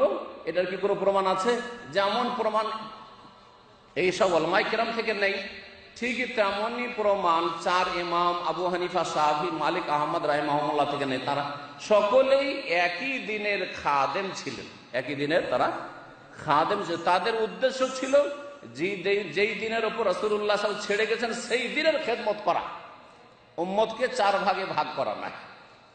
এই তো ভাগ করা হইল, আর তারপরে এমন গোড়ামি শুরু হলো যে আমরা তোমাদের চাইতে বেশি সংখ্যায়, সুতরাং আমাদেরটাই মানতে হবে, ওইটা চলবে না। এই শুরু হলো, মযহাবী গোড়ামি শুরু হলো। তারপরে আরো চার ভাগে ভাগ করা হইলো, সুফিদের চার ভাগে, চিশতিয়া, কাদেরিয়া, সাহারওয়ারদিয়া আর নকশবন্দিয়া ভাগ করা হইলো। আর তারপরে এই চার থেকে বহু শাখা প্রশাখা করে 126 তরিকা পয়দা করা হইলো। এইভাবে এক উম্মতকে ইন্নাল্লাযীনা ফাররাকু দীনাহুম ওয়া কানু শিয়া'আন লাস্তা মিনহুম ফি শাই', এই দ্বীনকে ছিন্ন ভিন্ন এরা করে ফেলেছে। আল্লাহ বলছেন, হে নবী মুহাম্মদ সাল্লাল্লাহু আলাইহি ওয়াসাল্লাম, যারা এই দ্বীনকে ছিন্ন ভিন্ন করে দিয়েছে, মুসলিমদেরকে বিভক্ত করেছে, তাদের সাথে তোমার কোনো সম্পর্ক নেই, কোনো সম্পর্ক তাদের সাথে নেই। ইন্নামা আমরুহুম ইলাল্লাহ, তাদের বিচার আল্লাহর জন্য ছেড়ে দাও, আল্লাহ পাক তাদেরকে দেখে নেবেন। আল্লাহ পাক রব্বুল আলামিন যেন আমাদেরকে সহি পথে চলার তৌফিক দান করেন। সালাফি দাওয়াতের উদ্দেশ্য কি? একটি কথা আর বলি, সালাফি দাওয়াত, কোরআন সুন্নাহর এই যে দাওয়াতের কাজ সৌদি আরবে দাওয়াত সেন্টারগুলির মাধ্যমে চলছে এবং সারা বিশ্বে আলহামদুলিল্লাহ চলছে, বাংলাদেশেও চলছে, ভারতেও চলছে, সারা বিশ্বের এমন কোনো জায়গা নেই যেখানে এই কোরআন সুন্নাহ নির্ভেজাল দাওয়াত চলে না, যে কোনো নাম দিয়ে চলুক না কেন। এই যে কোরআন সুন্নাহর দাওয়াত চলছে, এই উদ্দেশ্য কি? এই দাওয়াতের উদ্দেশ্য হচ্ছে মুসলিম উম্মাহকে, রাসূলুল্লাহ সাল্লাল্লাহু আলাইহি ওয়াসাল্লামের উম্মতকে ফিরিয়ে নিয়ে যাওয়া কিতাব এবং সুন্নাহর দিকে, সালাফে সালেহিনের তরিকায়, এবং ওই রকম মুসলিম দেখা এই উম্মতকে যেই মুসলিমদেরকে নবী মুহাম্মদ রাসূলুল্লাহ সাল্লাল্লাহু আলাইহি ওয়াসাল্লাম ছেড়ে গেছেন তার ইন্তেকালের সময়। আপনি আমি সারা বিশ্বের মুসলিমরা কেমন মুসলিম হব? সাহাবায়ে কেরামদের মতো মুসলিম হব, আকীদার ক্ষেত্রে, ইবাদতের ক্ষেত্রে, আখলাকের ক্ষেত্রে, জীবনের প্রতিটি ক্ষেত্রে ওই রকম মুসলিম তৈরি করা। যখন ওই রকমের মুসলিম ব্যক্তি তৈরি হবে, বেশ কিছু ব্যক্তির মাধ্যমে একটা পরিবার তৈরি হবে, কয়েক পরিবারের মাধ্যমে একটা সমাজ তৈরি হবে, আর কয়েকটা সমাজের মাধ্যমে একটা দেশ তৈরি হবে, তখন আল্লাহ পাক রব্বুল আলামিনের জমিনে দ্বীনের সমস্ত বিধিবিধানের বাস্তবায়ন সম্ভব হবে। কথাটি ভালো করে বুঝবেন। কিন্তু এক শ্রেণীর লোকেরা এটাকে উল্টো করে বলে যে না, আগে ক্ষমতা নিয়ে নেব, আর ক্ষমতা নিয়ে নিলে সোজা হবি না, তারপরে সবকে পিটিয়ে সোজা করে দেবো, বল প্রয়োগ করে সোজা করব। এটা তরিকা নয়, না রাসূলুল্লাহ সাল্লাল্লাহু আলাইহি ওয়াসাল্লামের দেওয়া তরিকা, না খোলাফায়ে রাশিদিনের তরিকা, না সাহাবায়ে কেরামদের তরিকা, আর না এটা সালাফিদের তরিকা। সালাফিদের তরিকা হচ্ছে যে নিচের দিক থেকে শুরু করতে হবে। এই মর্মেই একজন বড় আলেম চিন্তাবিদ বলেছিলেন যে আকিমু দাওলাতাল ইসলামে ফি কুলুবিকুম তুকাম লাকুম ফি আরদিকুম। আল্লামা আলবানী রাহিমাহুল্লাহ এই বাক্যটি তাদের থেকে নকল করে বলতেন যে তোমরা ইসলামী রাষ্ট্র কায়েম করো ফি কুলুবিকুম, তোমাদের কলবে কলবে, প্রত্যেকের কলবে যখন ইসলামী রাষ্ট্র কায়েম হয়ে যাবে, তুকাম লাকুম ফি আরদিকুম, তখন তোমাদের জমিনে, তোমাদের দেশে এমনিতেই ইসলামী রাষ্ট্র কায়েম হয়ে যাবে। কিন্তু আপনি বলবেন যে না, আগে দেশে কায়েম করব তারপরে কলব ঠিক করব, অসম্ভব কাজ এবং এটা ভুল কাজ, যেই ভুলে অনেকেই লিপ্ত আছে। আল্লাহ পাক রব্বুল আলামিন যেন আমাদের ভুল সংশোধনে তৌফিক দান করেন। সালাফি দাওয়াতের বা সালাফিদের বা আহলে সুন্নাত ওয়াল জামাত, সালাফিদের বিভিন্ন নাম আহলে সুন্নাত ওয়াল জামাত বলে। আর যদিও আহলে সুন্নাত ওয়াল জামাত নামটি যারা যত বেশি শিরক করে ভারত, বাংলাদেশ, পাকিস্তান, তারা এই লেভেলটি বেশি নিয়েছে। হ্যাঁ, তারা নিজেদেরকে বলে যে আমরা সুন্নি। হ্যাঁ, সমস্ত শিরক বিদাত করে তারা বলে যে আমরা সুন্নি বা আহলে সুন্নাত ওয়াল জামাত। আর যারা বিদাত করতে নিষেধ করে, শিরক করতে নিষেধ করে, তাদেরকে বলে ওয়াহাবি। তাদের কাছে দুটো ভাগ আছে, হয় সুন্নি কবর মাজার পূজারি হ, আর যদি তার নাম হইতে পারিস তাহলে তোর নাম হচ্ছে ওয়াহাবি। সুতরাং দেওবন্দি ভাইদেরকেও ছাড়েনি তারা, ওদেরকেও ওয়াহাবি বলেছে। তাদের কিতাবে দেওবন্দি ওলামাদেরকেও ছাড়েনি যে এরাও হচ্ছে ওয়াহাবি। জি, আল্লাহ পাক রব্বুল আলামিন যেন আমাদেরকে দিনের দিকে ফিরে আসা তৌফিক দান। সালাফি দাওয়াতের মূলনীতি সম্পর্কে বলি। প্রথম মূলনীতি হচ্ছে তৌহিদ প্রতিষ্ঠা করা। যেই তৌহিদের কথা কোরআনে কারিমে রয়েছে, রাসূলুল্লাহ সাল্লাল্লাহু আলাইহি সাল্লামের হাদিসে রয়েছে। আগে তৌহিদ কায়েম করতে হবে। আর তৌহিদ মনে রাখবেন যে ওলামারা তৌহিদকে 3 ভাগে ভাগ করেছেন, যেগুলি কোরআন এবং হাদিসের দলিল থেকে নেওয়া, কোরআনের বিভিন্ন আয়াত থেকে নেওয়া এবং রাসূলুল্লাহ সাল্লাল্লাহু আলাইহি ওয়াসাল্লাম হাদিস থেকে নেওয়া। এই ভাগগুলো যদিও ওলামারা করেছেন, কিন্তু সবগুলির দলিল কোরআন সুন্নাহয় মজুদ রয়েছে। তৌহিদে রুবুবিয়ত, তৌহিদে উলুহিয়ত, তৌহিদুল আসমা ওয়াস সিফাত। তৌহিদে রুবুবিয়ত হচ্ছে যে আল্লাহর কাজে আল্লাহর একত্ব প্রতিষ্ঠা করা। আল্লাহর কাজে আল্লাহর মাখলুককে শরীক করবেন না, সহজ ভাষায় বুঝাইলাম। আল্লাহর কাজ হচ্ছে সৃষ্টি করা, আল্লাহর কাজ হচ্ছে ছেলে মেয়ে দেওয়া, আল্লাহর কাজ হচ্ছে রিজিক দেওয়া, আল্লাহর কাজ হচ্ছে সারা পৃথিবীর নিয়ন্ত্রণ তাসাররুফ করা। হ্যাঁ, গৌস কুতুবরা আসমান জমিন ধরে আছে, তো আল্লাহ পাকের কাজে শিরক। গৌস কুতুব ওলি আউলিয়া ছেলে মেয়ে দিতে পারে, ওলি আউলিয়া রোগ ভালো করতে, রোগ ভালো করা আল্লাহ পাকের কাজ। তো আল্লাহর কাজে আল্লাহ তৌহিদ প্রতিষ্ঠা করা, এটা হচ্ছে তৌহিদের রুবুবিয়ত। আর বান্দার কাজে, আমার কাজে, আপনার কাজে আল্লাহর তৌহিদ একত্ব প্রতিষ্ঠা করা, এটা হচ্ছে তৌহিদুল ইবাদা বা তৌহিদ উলুহিয়াত। আপনার ইবাদত বন্দেগীতে আল্লাহর সাথে কোনো কিছুকে, কোনো কাউকে শরীক করবে না, এটা হচ্ছে তৌহিদুল ইবাদা। সুতরাং আপনার রুকু হবে আল্লাহর জন্য, সিজদা হবে আল্লাহর জন্য, দোয়া হবে আল্লাহর কাছে, মানত হবে আল্লাহর জন্য, জবাই হবে আল্লাহর জন্য। কুল ইন্না সলাতি ওয়া নুসুকি ওয়া মাহইয়া ওয়া মামাতি লিল্লাহি রাব্বিল আলামিন লা শারীকা লাহু ওয়া বিযালিকা উমিরতু ওয়া আনা আউয়ালুল মুসলিমিন বা ওয়া আনা মিনাল মুসলিমিন। বলছিলাম তৌহিদের কথা। এই তৌহিদের রুবুবিয়্যাত, তৌহিদ উলুহিয়্যাত, তৌহিদুল আসমা ওয়াস সিফাত, আল্লাহর নাম এবং গুণাবলীর ক্ষেত্রে যেইভাবে আল্লাহ পাক বলেছেন আল্লাহর নাম গুণাবলী, যেইভাবে তার রাসূল সাল্লাল্লাহু আলাইহি সাল্লাম বলেছেন, ওইভাবে বিনা বিকৃতিতে, বিনা অস্বীকৃতিতে, বিনা কোনো রকমের সাদৃশ্য পোষণ করে যেইভাবে আল্লাহ এবং রাসূল সাল্লাল্লাহু আলাইহি সাল্লাম বলেছেন ওইভাবেই সেগুলির প্রতি ঈমান রাখা, এগুলি হচ্ছে তৌহিদুল আসমা ওয়াস সিফাত। সুতরাং আল্লাহর যেসব গুণ রয়েছে, যেমন আল্লাহর হাতের গুণ, আল্লাহর হাত আছে, আল্লাহর হাতকে আল্লাহর হাত আল্লাহর মতো বলবেন না যে কুদরতি হাত। আল্লাহর চেহারা, ওয়ায়াবকা ওয়াজহু রাব্বিকা, ওয়াজহু মানে চেহারা, আল্লাহর চেহারা আছে, আল্লাহ কোরআনে কারিমে বলছেন। সুতরাং আল্লাহর চেহারা আছে, আল্লাহর চেহারা আল্লাহর মতো। যেমন আপনার চেহারা কার মতো? আপনার চেহারা আপনার মতো। আপনার চেহারা আমার মতো নাকি? আপনার চেহারা আপনার মতো। তো সৃষ্টিতে যদি পার্থক্য থাকে, সৃষ্টি স্রষ্টাতে কত খালেক আর মাখলুকে পার্থক্য থাকতে পারে। তো আল্লাহ পাকের চেহারা আছে, মানে আল্লাহর চেহারা মানে আল্লাহর সত্তা। আল্লাহ পাকের অবতরণ প্রথম আকাশে নেমে আসে, মানে আল্লাহর রহমত নেমে আসে। এগুলি হচ্ছে গুমরাহি, এগুলি হচ্ছে তৌহিদুল আসমা সিফাতে ভ্রষ্টতা। তো বলছিলাম যে প্রথম যে বিষয়টি তৌহিদের ক্ষেত্রে, তৌহিদ এক শ্রেণীর লোকেরা তৌহিদের রুবুবিয়তকে, আর বিশেষ করে তৌহিদের রুবুবিয়তের মধ্যে হাকেমিয়ত, ক্ষমতার তৌহিদ, এটাকে নিয়ে বাড়াবাড়ি করে। অথচ তাদের এখনো তৌহিদুল ইবাদার কিছু ঠিক ঠিকানা নেই, তাদের খবর নেই। মনে রাখবেন যে শুধু তৌহিদে রুবুবিয়্যাহ দিয়ে মুসলিম হওয়া যায় না, মানে আল্লাহর কাজে আল্লাহকে এক মনে করে মুসলিম হওয়া যায় না। মক্কার মুশরিকদেরকে যখন জিজ্ঞেস করা হতো, কোরআনে কারীমের কয়েক জায়গায় রয়েছে, ওয়ালা ইন সাআলতাহুম মান খালাকাস সামাওয়াতি ওয়াল আরদ লা ইয়াকুলুনাল্লাহ।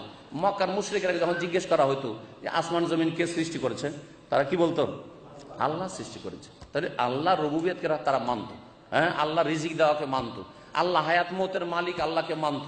কিন্তু শিরিক করতো কিসে? ইবাদত বন্দেগী, তৌহিদুল ইবাদা উলুহিয়াতে শিরিক করতো। বলতো যে এগুলি হচ্ছে আমাদের ওসিলা, হাওলাই শাফাউনা ইনদাল্লাহ মা না'বুদুহুম ইল্লা লিয়ুকাররিবুনা ইলাল্লাহি যুলফা। এগুলি দেবদেবীর পূজা করছি, লাত উজ্জা মানাতের পূজা করছি। কেন? এরা আল্লাহর কাছে আমাদেরকে পৌঁছিয়ে দেবে, আল্লাহর কাছে সুপারিশই হবে, এরা আমাদের জন্য ওসিলা হবে। সরাসরি আমরা আল্লাহর কাছে পৌঁছিতে পারবো না, সেই জন্য এদের পূজা করছি। এই আকীদাই তো মাজারপন্থীরা রাখে, এই আকীদাই তো সুফিরা রাখে যে ওলি আউলিয়া ছাড়া আপনি আল্লাহকে পাবেন না। আপনি কিয়ামতের দিনে কি করে আপনি জান্নাতে যাবেন ওলি ছাড়া, আপনার পীর ছাড়া? আপনার মওতের সময় শয়তানের গুমরাহি থেকে কে রক্ষা করবে যদি আপনার পীর না থাকে? এই সব শিখিয়েছে। আল্লাহ পাক যেন তাদেরকে হেদায়েত দান করেন, আল্লাহ পাক যেন তাদের হেদায়েত দান করেন এবং এই সমস্ত গুমরাহি থেকে বেঁচে থাকার তৌফিক দান করেন। তাওহীদের পর যে বিষয়টি দ্বিতীয় মূলনীতি, সেটা হচ্ছে ইত্তেবা, অনুসরণ করবেন নিঃশর্ত পীর মুহাম্মদ রাসূলুল্লাহ সাল্লাল্লাহু আলাইহি ওয়াসাল্লাম। নবী মুহাম্মদ রাসূলুল্লাহ সাল্লাল্লাহু আলাইহি ওয়াসাল্লামের অনুসারী হবে। যখন আপনার কাছে কোন একটি হাদিস পৌঁছে গেল, আয়াত পৌঁছিল অথবা হাদিস পৌঁছে গেল রাসূলুল্লাহ সাল্লাল্লাহু আলাইহি ওয়াসাল্লাম থেকে, সেই হাদিস মনসুখ রহিত নয়, সেই হাদিস জয়ীফ জালও নয়, সুতরাং সেই হাদিসকে মানতে কোনো অসুবিধা নেই। কিন্তু আপনার কাছে যদি বাধা থাকে, না রফায়দানের হাদিস মানা যাবে না, সূরা ফাতিহা পড়ার হাদিস মানা যাবে না, কেন? আমাদের মজহাবে নেই, হ্যাঁ, আমাদের হুজুরেরা বলে না, সেই জন্য যা মানা যাবে না, তাহলে আপনার মধ্যে নবী সাল্লাল্লাহু আলাইহি সাল্লামকে মানাই ত্রুটি রয়েছে। আপনি অন্য কোনো পথে আছেন, নিজের পথকে ঠিক করুন। আল্লাহ পাক সূরা আরাফের আয়াত নম্বর 3 ইরশাদ করেছে, ইত্তাবিউ মা উনজিলা ইলাইকুম মির রাব্বিকুম ওয়া লা তাত্তাবিউ মিন দুনিহি আউলিয়া। তোমাদের প্রতি যা নাজিল করা হয়েছে তোমাদের রবের পক্ষ থেকে, তার অনুসরণ করো। ইত্তাবিউ মা উনজিলা ইলাইকুম মির রাব্বিকুম, তোমাদের রবের পক্ষ থেকে তোমাদের উদ্দেশ্যে যা নাজিল করা হয়েছে, কোরআনে কারীম নাজিল করা হয়েছে, আর দ্বিতীয় ওহী সুন্নাহ নাজিল করা হয়েছে। ওয়া লা তাত্তাবিউ মিন দুনিহি আউলিয়া, আর আল্লাহকে বাদ দিয়ে বা আল্লাহর এই বিধান বাদ দিয়ে অন্য পৃষ্ঠপোষক অভিভাবকদের অনুসারী হইও না। সুতরাং কোরআন সুন্নাহর অনুসারী হইতে হবে। কোরআন সুন্নাহ অনুসরণের ক্ষেত্রে একটু কথা বোঝার প্রয়োজন রয়েছে। কোরআন সুন্নাহর অনুসারী হব, কিন্তু জনগণ কিভাবে অনুসারী হবে? মুসলিম সমাজকে 3 ভাগে ভাগ করা যেতে পারে। মুসলিম সমাজের এক শ্রেণীর লোকেরা হচ্ছেন ওলামা, আলেমরা, যারা কোরআনের আয়াত এবং রাসূলুল্লাহ সাল্লাল্লাহু আলাইহি ওয়াসাল্লামের হাদিসের তরজমা বুঝে, ব্যাখ্যা বুঝে, উদ্দেশ্যটা বুঝে যে আয়াতের উদ্দেশ্যটা কি, এই আয়াতের তাফসীর কি, এই হাদিসের অর্থ কি হতে পারে, মোটামুটি ভালো বুঝে, এই এক শ্রেণীর ওলামায়ে কেরাম। আর দ্বিতীয় শ্রেণী হচ্ছে যে কোরআনে হাদিসের কিছু কিছু বুঝে, সব মাসলাই বোঝা মুশকিল তাদের, কিন্তু কিছু কিছু বুঝে, অর্থ বুঝে কিছু, আর কিছুটা ধরতে পারে, একেবারে জনগণের মতো না, আর একেবারে ভালো আলেমও না। এটা হচ্ছে দ্বিতীয় শ্রেণী।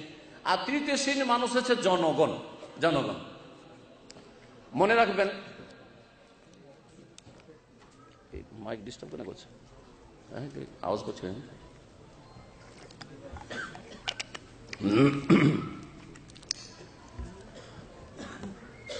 তাহলে মুসলিম সমাজে 3 শ্রেণীর মানুষ আছে।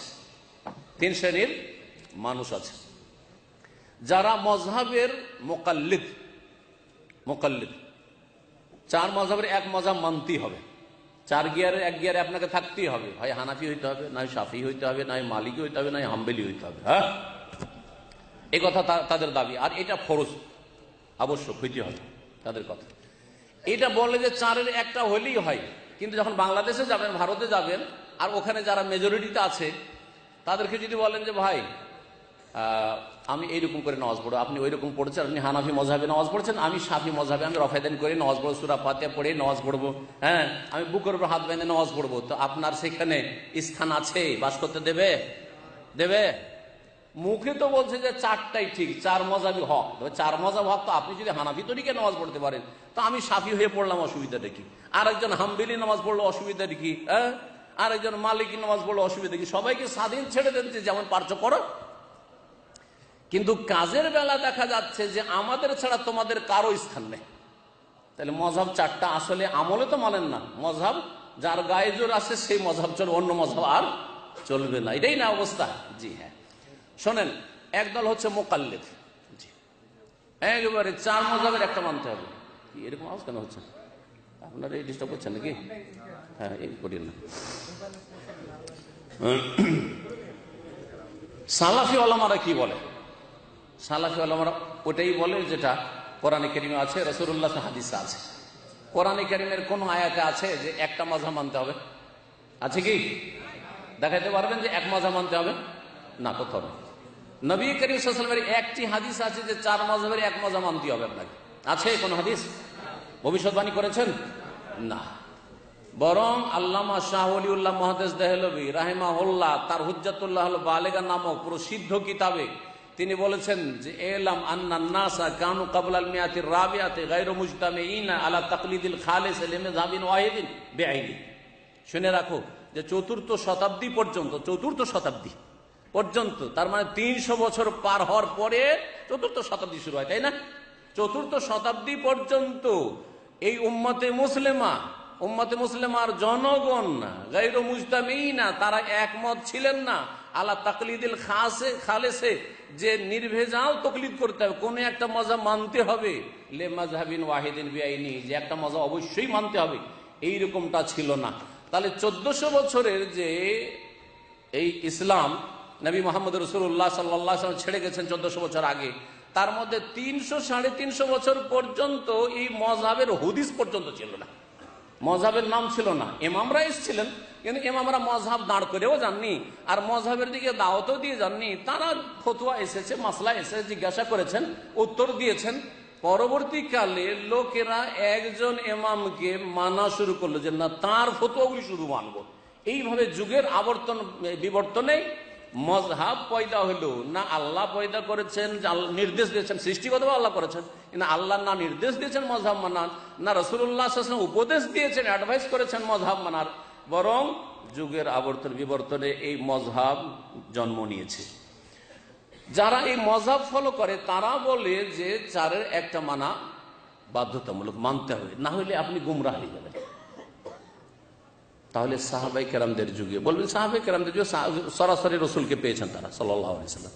তাবেঈনরা তারা তো সরাসরি পাননি না, সেই যুগে বেশি ইলম চর্চা ছিল।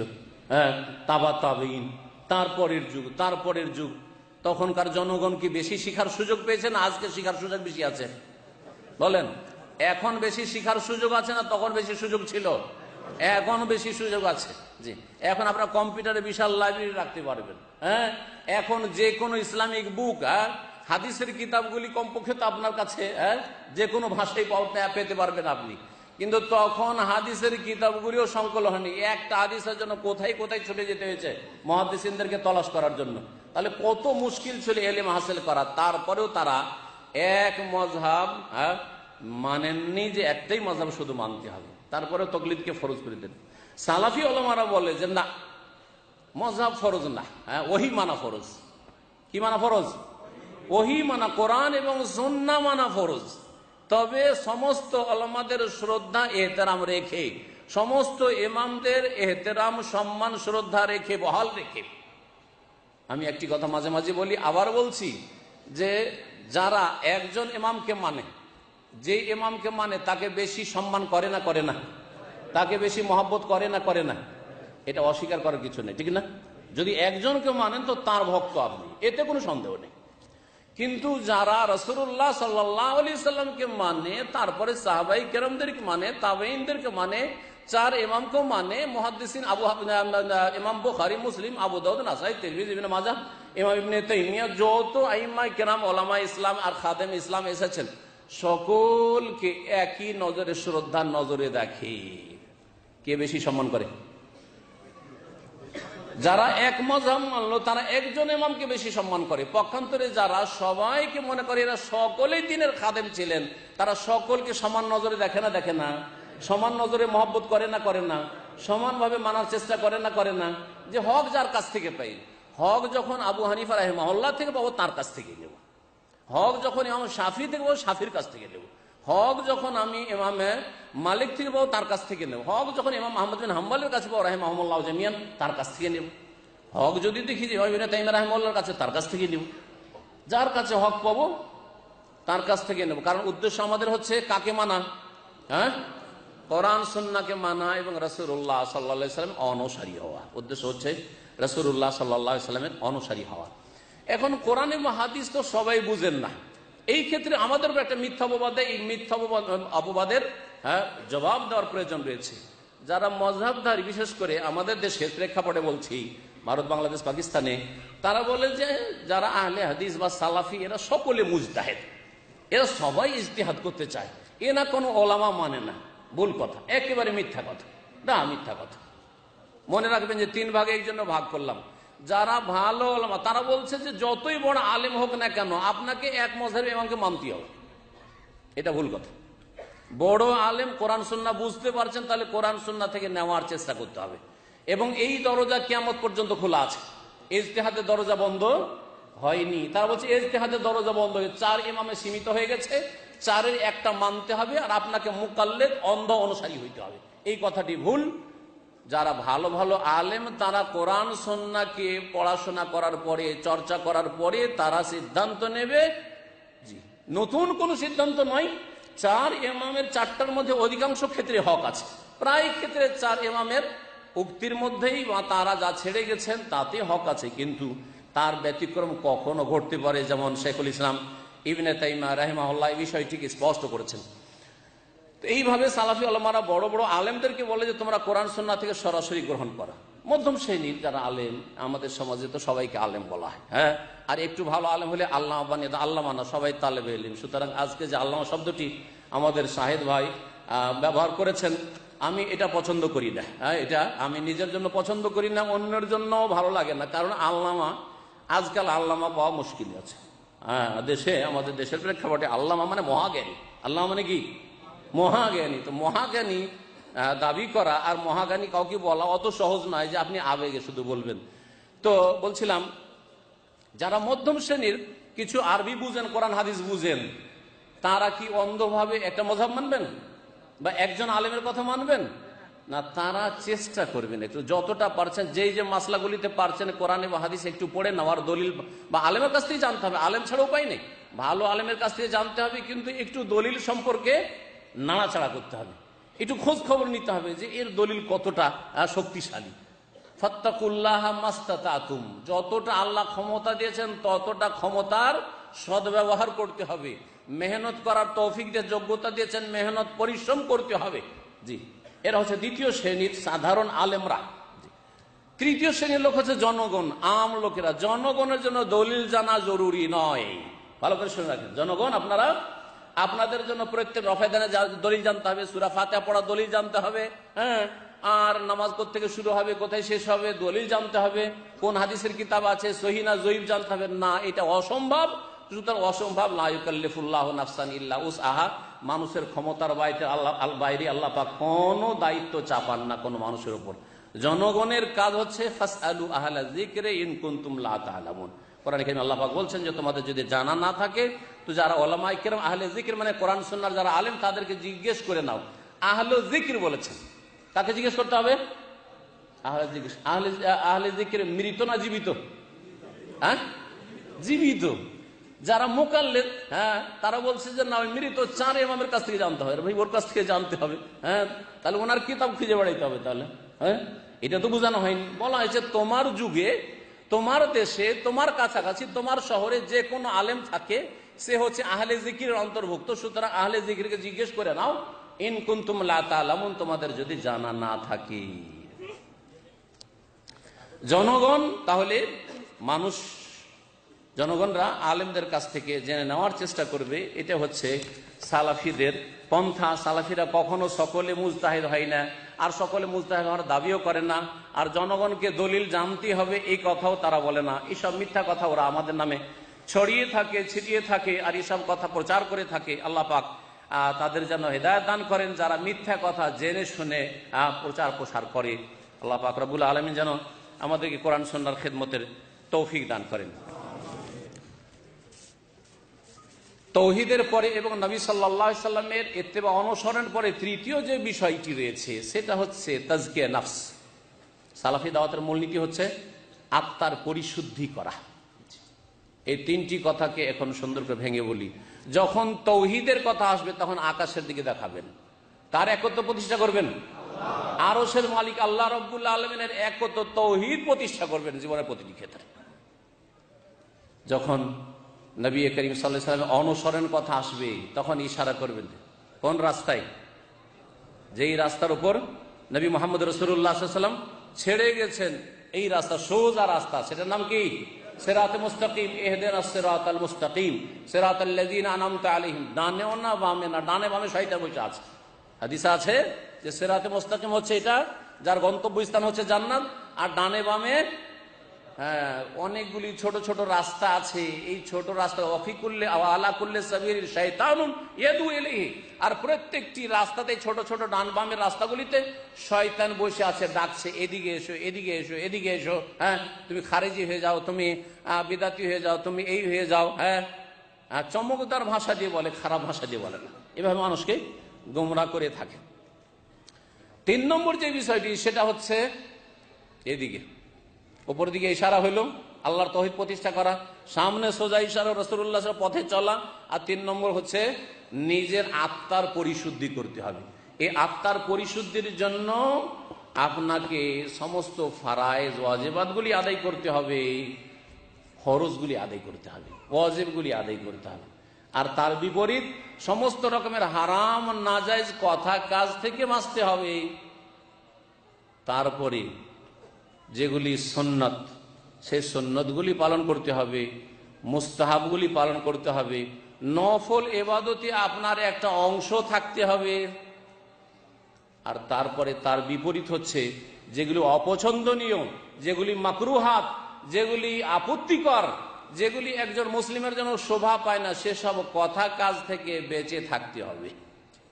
এর মাধ্যমে আপনাকে আত্মার পরিশুদ্ধি করতে হবে। তাজকিয়া নফস, আত্মার পরিশুদ্ধির বিষয়টিতে গিয়ে সুফিরা গুমরা হয়েছে, পীর মুরিদির ব্যবসা যারা করে তারা গুমরা হয়েছে।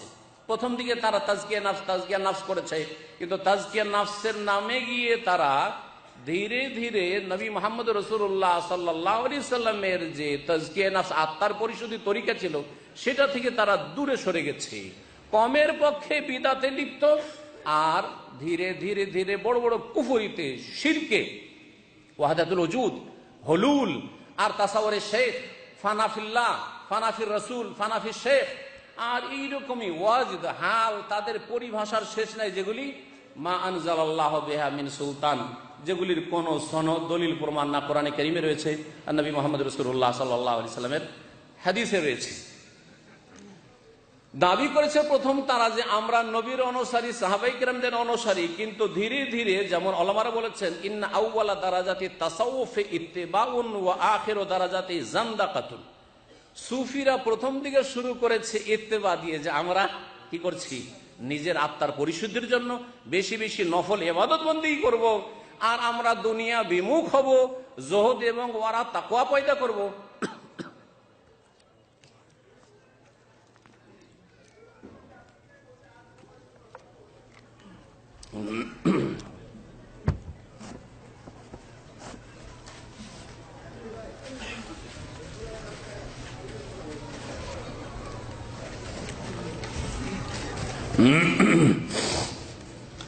বলছেন যে সুফিরা বা তাসাউফ, যেটা তাসাউফ অর্থাৎ পীর মুরিদির যে প্রথা, এটা যে শুরু হলো, প্রথম তারা ইত্তেবার দাবি করেছে আমরা নবীর অনুসারী, সাহাবায়ে কেরামদের অনুসারী, হ্যাঁ আমরা আলী রাদিয়াল্লাহু তাআলা অনুসারী, আমরা আবু যারের অনুসারী, আমরা হচ্ছি হাসান বসরির অনুসারী, ইত্যাদি ইত্যাদি, ইবনে সিরিন অনুসারী, এই বলে দাবি করেছে। কিন্তু আখিরু দারাজাতি জান্দাকাতুন, শেষ পর্যন্ত তারা বেদিন হয়ে দিন থেকে অনেক দূরে চলে গেছে, বড় বড় শিরক কুফরিতে ডুবে গেছে। তাদের আকীদাগুলি পড়লে বুঝতে পারবেন। এমনকি তাদের অনেকে বলেছে যে খুদনা বাহরান ওয়াকাফাল আম্বিয়াউ আলা সাহিলিহি, আমরা এমন সাগরে পাড়ি দিলাম যেই সাগরের কিনারায় গিয়ে নবী রাসূলগণ থমকে দাঁড়িয়ে গেছে, আর যেতে পারেনি। নবী রাসূল এসে দেখলেন যে সাগরে এখানে আমরা পাড়ি দিতে, এত দূর আর যেতে পারবো না, থেমে গেছেন, আর আগে বাড়তে পারেননি। কিন্তু পীরেরা বলছে খুদনা বাহারা, ওই দরিয়াতে আমরা একবারে পাড়ি দিয়ে দিলাম। তার মানে তারা নবী রাসূল চাইতেও বেশি শ্রেষ্ঠ দাবি করে এবং বেশি তারা ভালো, বেশি শক্তিশালী, কারণ তাদের মধ্যে খোদাই শক্তি চলে এসছে, হ্যাঁ ইলাহি শক্তি চলে এসছে, তারা আল্লাহর কুদরত পেয়ে গেছে, বরং আল্লাহতে তারা বিলীন হয়ে গেছে। এই সমস্ত কুফরি আকীদা তাদের মধ্যে চলে এসছে। এই তাজকিয়া নফস নয়, যেই তাজকিয়া নফসের দাবি করে তারা গুমরাহির শিকার হয়েছে, ইসলাম থেকে দূরে চলে, বরং আত্মার পরিশুদ্ধির জন্য সহজ তরিকা বললাম যে কমপক্ষে একজন মুসলিম নিজের ফরজ ওয়াজিবটা ঠিক রাখবে। তাওহীদ ঠিক আছে, শিরিক নেই, সুন্নাত ঠিক আছে, বিদআত নেই, 5 ওয়াক্ত নামাজ ঠিক আছে, নামাজে কোনো গাফলিতে নেই। 5 ওয়াক্ত নামাজে যতগুলি ওয়াজিবাত আছে, ফারাইজ আছে, জামাত সহকারে পড়বেন, ওয়াক্তে পড়বেন, ওই সবগুলি ঠিক আছে। আর তারপরে হারাম খাওয়া নেই, হারাম দেখা নেই, হারাম শোনা নেই, হারাম আচার আচরণ নেই ইত্যাদি। এই সমস্তের পরে তখন সুন্নতের পালা, সুন্নত মুস্তাহাবগুলি করবেন, তাহাজ্জুদ গুজার হবেন, সালাতুদ দোয়া পড়বেন, ইশরাক পড়বেন, এইরকমই যত নফল ইবাদত বন্দেগী আপনি বাড়াইতে পারেন। নফল সুন্নত জিকির আজকারগুলি, জি, ফরজ জিকিরের পরে নফল জিকির, সকাল সন্ধ্যার জিকির রয়েছে, নামাজের পরের জিকির আজকার রয়েছে, তারপরে বিভিন্ন কাজের ক্ষেত্রে জিকির আজকার রয়েছে। এই সমস্ত জিকির আজকারের পাবন্দি করবেন, অপছন্দনীয় কথা কাজ থেকে বেঁচে থাকবেন। এইভাবে আত্মার পরিশুদ্ধি হবে, আখেরাত মুখী হবেন, আখেরাতের নিয়ামতকে আপনি স্মরণ করবেন বেশি। দুনিয়ার ভোগের সামগ্রীর ওপর অভক্তি চেষ্টা করবেন। যদি দুনিয়া ছুটেও যায়, যাতে করে হাহাকার অবস্থা না হয়, পেরেশান না হয়ে যান, চাকরি চলে গেল কি করে বাঁচবো এইরকম না হয়। তার মানে আপনার তাজকিয়া নফসে, আত্মার পরিশুদ্ধিতে বড়ই ত্রুটি রয়েছে। এই সুফিরা এইসব গুমরাহির সাথে সাথে তাদের আরেকটি গুমরাহি হচ্ছে যে তারা গায়েব জানতে পারে, দাবি করে যে তারা অদৃশ্য সম্পর্কে খবর রাখে। হ্যাঁ, কিসের মাধ্যমে? কাশফের মাধ্যমে। কিসের আকীদা আছে তাদের? কাশফ, নাকি তাদের সামনে পৃথিবী খুলে যায়, যার ফলে কোথায় কি হচ্ছে সবকিছুই তারা দেখতে পায়। এগুলি বড় শিরকি আকীদা। এবং তারা তার সাথে সাথে তাদের ধৃষ্টতার শেষ নেই। তাদের অনেকে বলেছে আনতুম তাখুযুনা উলুমাকুম মাইয়াতান আন মাইয়াতিন, আরে তোমরা এলেম হাসিল করছো, শরিয়ার আলেমরা, হ্যাঁ শরীয়ত পড়ছো, তোমরা মৃতদের থেকে এলেম হাসিল করছো। ইমাম আবু হানিফা কি বলেছেন, শাফি কি বলেছেন, মালিক কি বলেছেন, অমুক সাহাবী তাবেঈন কি বলেছেন, এগুলি পড়ছো। হ্যাঁ, তারা মৃত, তাদের কাছ থেকে এলেম হাসিল করছো। আর আমরা ওয়ান্নাহনু নাখুযু আনিল হাইয়্যিল্লাযী লা ইয়ামুত, আমরা একমাত্র সেই সত্তা থেকে এলেম হাসিল করি সরাসরি, যেই সত্তা আল হাইয়ুল কাইয়্যুম, অর্থাৎ সরাসরি আল্লাহর কাছ থেকে আমরা এলেম হাসিল কাশফের মাধ্যমে। আল্লাহর সাথে তারা মোলাকাত করে, আল্লাহর কাছ থেকে এলেম হাসিল করে। দরকার কি মানুষের কাছ থেকে এলেম শিখার, দরকার কি ওস্তাদের কাছ থেকে এলেম শিখার, সরাসরি আল্লাহ পাক রব্বুল আলামিনের কাছ থেকে তারা এলেম হাসিল করে। এইরকম বহু গুমরাহি রয়েছে তাজকিয়া নফসের নামে, আত্মার পরিশুদ্ধির নামে। সুফিদের মধ্যে এই পন্থা পুরোপুরি বর্জন করতে হবে। ইসলামে সুফি ইজমের কোনো স্থান নেই, সুফি ইজমের কোনো স্থান নেই। ইসলাম এই হচ্ছে সালাফি দাওয়াত, যে কোরআন সুন্নাহর আলোকে তারা আত্মার পরিশুদ্ধির কথা বলে। সুতরাং নিজের কলবকে পরিষ্কার করতে, কলব পরিষ্কার করার ক্ষেত্রে একটি গুরুত্বপূর্ণ বিষয় না বললে হবে না, সেটা হচ্ছে যে অন্তর যাতে করে হিংসা, বিদ্বেষ, শত্রুতা, কলহ, বিবাদ আর দুনিয়ার স্বার্থকে, ব্যক্তি স্বার্থকে প্রাধান্য দেওয়া, এই রকমের যতগুলি খারাপ দিক রয়েছে অন্তরে, সেগুলিকে মুছে ফেলা, সেগুলিকে মুছে ফেলা। এই ক্ষেত্রে অনেকেই সক্ষম হয় না। আল্লাহ পাক আমাদের সকলকে যেন অন্তর পরিষ্কার করার তৌফিক দান করেন। এই জন্য নবী মুহাম্মদ রাসূলুল্লাহ সাল্লাল্লাহু আলাইহি ওয়াসাল্লাম একটি হাদিস রয়েছে যে আমি এই আরব উপদ্বীপে তাওহীদের দাওয়াত দিলাম, কোরআন সুন্নাহর দাওয়াত দিলাম, আর এখানে আরব উপদ্বীপে জাজিরা আরবে মুসলিমদের মাঝে শিরিক করাতে শয়তান পারবে না, জাজিরা আরবে পারবে না, কিন্তু একটি কাজ করতে সক্ষম হবে শয়তান। বলছেন নবী সাল্লাল্লাহু আলাইহি ওয়াসাল্লাম, ইন্নাশ শাইতানা কাদ আইসা আন ইয়াবুদাহুল মুসাল্লুনা ফি জাজিরাতিল আরব ওয়ালাকিন ফিত তাহরিশি বাইনাহুম। শয়তান নিরাশ হয়ে গেছে, নিরাশ, ও আর আশা রাখে না, পারবে না। কিসে নিরাশ হয়ে গেছে? আন ইয়াবুদাহুল মুসাল্লুনা ফি জাজিরাতিল আরব, নামাজি মানুষ আরব দেশে শিরক করবে, মূর্তি পূজা করবে, কবর মাজার পূজা করবে, এর থেকে নিরাশ হয়ে গেছে। সত্যিকার যদি নামাজি হয় আর সত্যিকার যদি সহি আকীদার লোক হয়, কোরআন সুন্নাহ বুঝার লোক হয়, তাহলে আরব উপদ্বীপে, বিশেষ করে আরব উপদ্বীপ সম্পর্কে বলছেন যে শয়তান এখানে কাউকে কবর পূজা, দুর্গা পূজা, দরগা পূজা করাতে পারবে না। ওয়ালাকিন, কিন্তু আছে, একটা কাজ করাতে পারবে, কিয়ামত পর্যন্ত এই কাজ করতে সক্ষম, সেটা হচ্ছে ওয়ালাকিন ফিত তাহরিশি বাইনাহুম, আপোষে লড়াতে পারবে। সহি আকীদার দাবিদার, কিন্তু আপোষে ব্যক্তি স্বার্থকে প্রাধান্য দেওয়ার জন্য বিভিন্ন দলের উপর দল পয়দা হওয়া, আর তারপরে দলের জন্য খেদমত করা, আর দলকে প্রাধান্য দিতে গিয়ে কোরআন সুন্নাহর একই আকীদার মানুষের সাথে বিদ্বেষ রাখা, শত্রুতা রাখা, এগুলি হতেই থাকবে, এটা একটা শয়তানের চান্স, আর এটা হবে। কিন্তু আমাদের কি করণীয়? আমাদের করণীয় যে শয়তানকে সুযোগ দেব নাকি? না, শয়তানকে সুযোগ দেব না, কখনো শয়তানকে সুযোগ দেব না। আল্লাহ পাক রব্বুল আলামিন যেন প্রত্যেক সহি আকীদার ভাইদেরকে, সালাফি ভাইদেরকে তৌফিক দান করেন অন্তর পরিষ্কার করার। এই অন্তর যদি পরিষ্কার না হয়, আর ফরজ নামাজ খুব সুন্দর, আপনার তৌহিদ সুন্নত ঠিক আছে, হ্যাঁ, ইবাদত বন্দেগী ঠিক আছে, অন্য অন্য ক্ষেত্রে ঠিক আছে, হালাল রুজি সব ঠিক আছে, দিনের খেদমতও ঠিক আছে, কিন্তু ভিতরে গলিজ ভরা আছে, হিংসা বিদ্বেষ শত্রুতা ভরা আছে, তাহলে আত্মার পরিশুদ্ধি হয়নি। তাজকিয়া নফসের জন্য আরো বেশি মেহনতের প্রয়োজন রয়েছে। আল্লাহ পাক রব্বুল যেন তৌফিক দান করেন।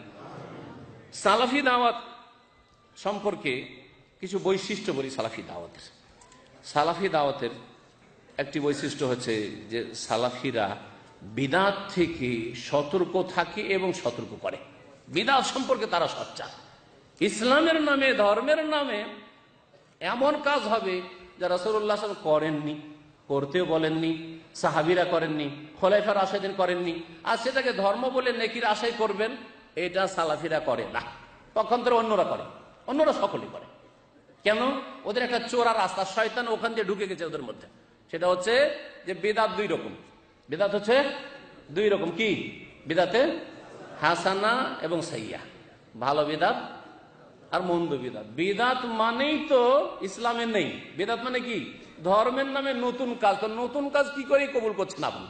কেমন মুসলিম যে নবী সাল্লাল্লাহু আলাইহি সাল্লাম দিন কমপ্লিট করে দুনিয়া থেকে বিদায় নিচ্ছেন, আর তার উপরে নতুন কাজ করবেন আর বলছেন যে এগুলি ভালো। তার মানে কি আপনি বলছেন না মুহাম্মদ রাসূলুল্লাহ সাল্লাল্লাহু আলাইহি ওয়াসাল্লামকে, আপনার নবীকে, যে ইয়া রাসূলুল্লাহ আরো মেলা ভালো কাজ আছে, ভালো আমল আছে, আপনি বলেননি, আমরা একটু অ্যাড করে দিলাম, বললেন না? আপনি মুখে বলছেন না, লিসানুল মাকালে, কিন্তু লিসানুল হাল বলছে, আপনার চালচলন বলছে, আপনার ধর্মকর্ম বলছে যে আল্লাহ রাসূল সাল্লাল্লাহু আলাইহি ওয়াসাল্লাম দিন কমপ্লিট করে যাননি। অতটুকু নাজাতের জন্য যথেষ্ট না, আমাদেরকে সুন্নতের সাথে সাথে বেদাতে হাসানাও করতে হবে। আর যে যে বেদাতগুলি করে সেগুলি যে বেদাতে হাসানা, যারা পীর ধরে বেদাতে হাসানা, ঠিক না? যারা কবর মাজারে ফুল চড়ায়, চাদর চড়ায়, বেদাতে হাসানা। হ্যাঁ, যারা নাওয়াইতো পড়ে, বেদাতে হাসানা। আরে অন্তরে নিয়ত করলাম, নিয়ত একটু পড়ে নিলাম, একটু ভালো করে নিয়তটা করলাম, বেদাতে হাসানা। হ্যাঁ, ইস্তেহসান, ভালো মনে করে কাজ করা। ধর্মের নামে ভালো মনে করে কাজ করা, এটি হচ্ছে দালালাহ, গোমরাহি। ভালো করে শুনে রাখেন, সালাফিরা এর সমর্থন করে না। সালাফি দাওয়াতের মূলনীতি হচ্ছে কুল্লু বিদআতিন দালালাহ। সালাফিদের কথা না সালাফিদের রাসূলের কথা? রাসূলুল্লাহ সাল্লাল্লাহু আলাইহি ওয়াসাল্লামের খুতবাই ছিল সুন্নতি খুতবা, খুতবাতুল হাজা। কুল্লু মুহদাসাতিন বিদআহ, প্রত্যেক নতুন কাজ যা ধর্মের নামে সেটা হচ্ছে বিদআত, প্রত্যেকটি বিদআত। ওয়া কুল্লু বিদআতিন, প্রত্যেক বিদআত না, বলছেন কিছু বিদআত হচ্ছে দালাল আছে কোথাও? কুল্লু বিদআতিন দালালা, প্রত্যেক বিদআত হচ্ছে গুমরাহি। ওয়া কুল্লু দালালাতিন ফিন্নার, আর প্রত্যেক বিদআতের আর প্রত্যেক গুমরাহির পরিণাম হচ্ছে জাহান্নাম। তাহলে এই বিদআতে হাসানা নাম দিয়ে বিদআত করে জান্নাত পাওয়া যাবে না, জাহান্নামে চলে যেতে হবে। সে স্থায়ী নাই হোক, কেউ স্থায়ী হবে, কেউ অস্থায়ী হবে। শিরকের বিদআত করেছে, স্থায়ী জাহান্নামে যেতে হবে। ধর্মের নামে শিরকের বিদআত করেছে, কবর মাজার পূজার বিদআত করেছে, সুতরাং স্থায়ী জাহান্নামে যেতে হবে। আর যদি এইরকম বিদআত করে যেগুলি গায়র মুকাফফিরা, শিরক কুফরিতে পৌঁছায় না, তাহলে সেগুলির জন্য জাহান্নামের শাস্তি রয়েছে। আল্লাহ ইচ্ছা করলে শাস্তি দেবেন, আল্লাহ ইচ্ছা করলে তার রহমতে মাফ করবেন, আল্লাহ ইচ্ছা করলে জাহান্নামে যাওয়ার আগে জাহান্নামের কিছু স্বাদ কবরের জীবনে চেখে নিবে। এবং দুনিয়াতে বালা মুসিবত আসবে। আজকে আর মুসলিমদের ওপর যে বালা মুসিবত আযাব আসছে, তার পিছনে মূল কারণ আল্লাহর তাওহীদকে ছেড়ে দেওয়া, আর রাসূলুল্লাহ সাল্লাল্লাহু আলাইহি ওয়াসাল্লামের সুন্নাত ছেড়ে দিয়ে বিদআতে লিপ্ত হওয়া, আল্লাহর ফরজ ওয়াজিব থেকে গাফিল হয়ে যাওয়া, হারাম নাজায়েজে ডুবে যাওয়া। এই সমস্ত পাপের কারণে ওমা আসাবাকুম মিন মুসিবাতিন ফাবিমা কাসাবাত আইদিকুম, তোমাদের কৃতকর্মের কারণে সমস্ত মুসিবত আসছে, আসবে। এটি হচ্ছে কোরআন কারীমের কথা। সালাফিরা ধর্মের নামে কোনো নতুন কাজের অবকাশ দেই না, বরং আল্লাহ পাক সূরা মায়েদার আয়াত নম্বর 3 বলেছেন আল-ইয়াউমা আকমালতু লাকুম দীনাকুম, আজকে তোমাদের জন্য তোমাদের দিনকে পূর্ণ করে দিলাম, কমপ্লিট করে দিলাম। দিন কামেল হয়ে গেছে, পূর্ণতা লাভ করেছে। রাসূলুল্লাহ সাল্লাল্লাহু আলাইহি ওয়াসাল্লামের বিদায় হজের সময় এই ঘোষণা করে দেওয়া হয়েছে। সুতরাং দিনে নতুন কথা কাজের কোনো স্থান নেই। সালাফি দাওয়াতের বৈশিষ্ট্য হচ্ছে আরেকটি, যে তারা জাল জয়ীফ হাদিস থেকে সতর্ক করে জাতিকে। কখনো কোনো জাল জয়ীফ হাদিসের উপর আমল করেও না, আর আমল করার জন্য উৎসাহিত করে না। এ কথা বললেন না যে এটা ফজিলতের হাদিস সুতরাং জাল জয়ীফ চলবে, এসব কথা বলে না। বরং জাল হাদিস হলে তার অবস্থা না বয়ান করে শুধু হাদিস বর্ণনা করা হারাম মনে করে। এরা শুধু সালাফিরা বলবো না, যেন সালাফি মনে করে যে শুধু এই আজকালকার কিছু লোক। যুগে যুগে মুহাদ্দিসিনে কেরাম যারা সালাফিদের ইমাম ছিলেন তারা এই কথা স্পষ্ট করেছেন যে কোনো জাল হাদিস মওযু হাদিস অতক্ষণ বর্ণনা করা যাবে না যতক্ষণ পর্যন্ত তার অবস্থা না বয়ান করে দেবে যে হাদিসটি হচ্ছে জাল বা জয়ী। সালাফিদের বৈশিষ্ট্য 60-70 বছরও যদি একটা ভুল আমল করে থাকি আর তারপরে যদি জানতে পারি যে এটাতে এতদিন ভুল করেছিলাম, ছেড়ে দিতে অসুবিধা নেই, কোনো মান ইজ্জতের ব্যাপার নয়। মোনাজাত করেছি, ছেড়ে দিয়েছি। হ্যাঁ, এইরকম বহু হয়তো বিদআত জানতাম না, শবে বরাতে আর রোজা রেখে 15 তারিখে রোজা রেখে অনেকে আমাদের আহলে হাদিস ভাইরা ছেড়ে দিয়েছে যখন জানতে পেরেছে, কিন্তু এককালে জানতো না।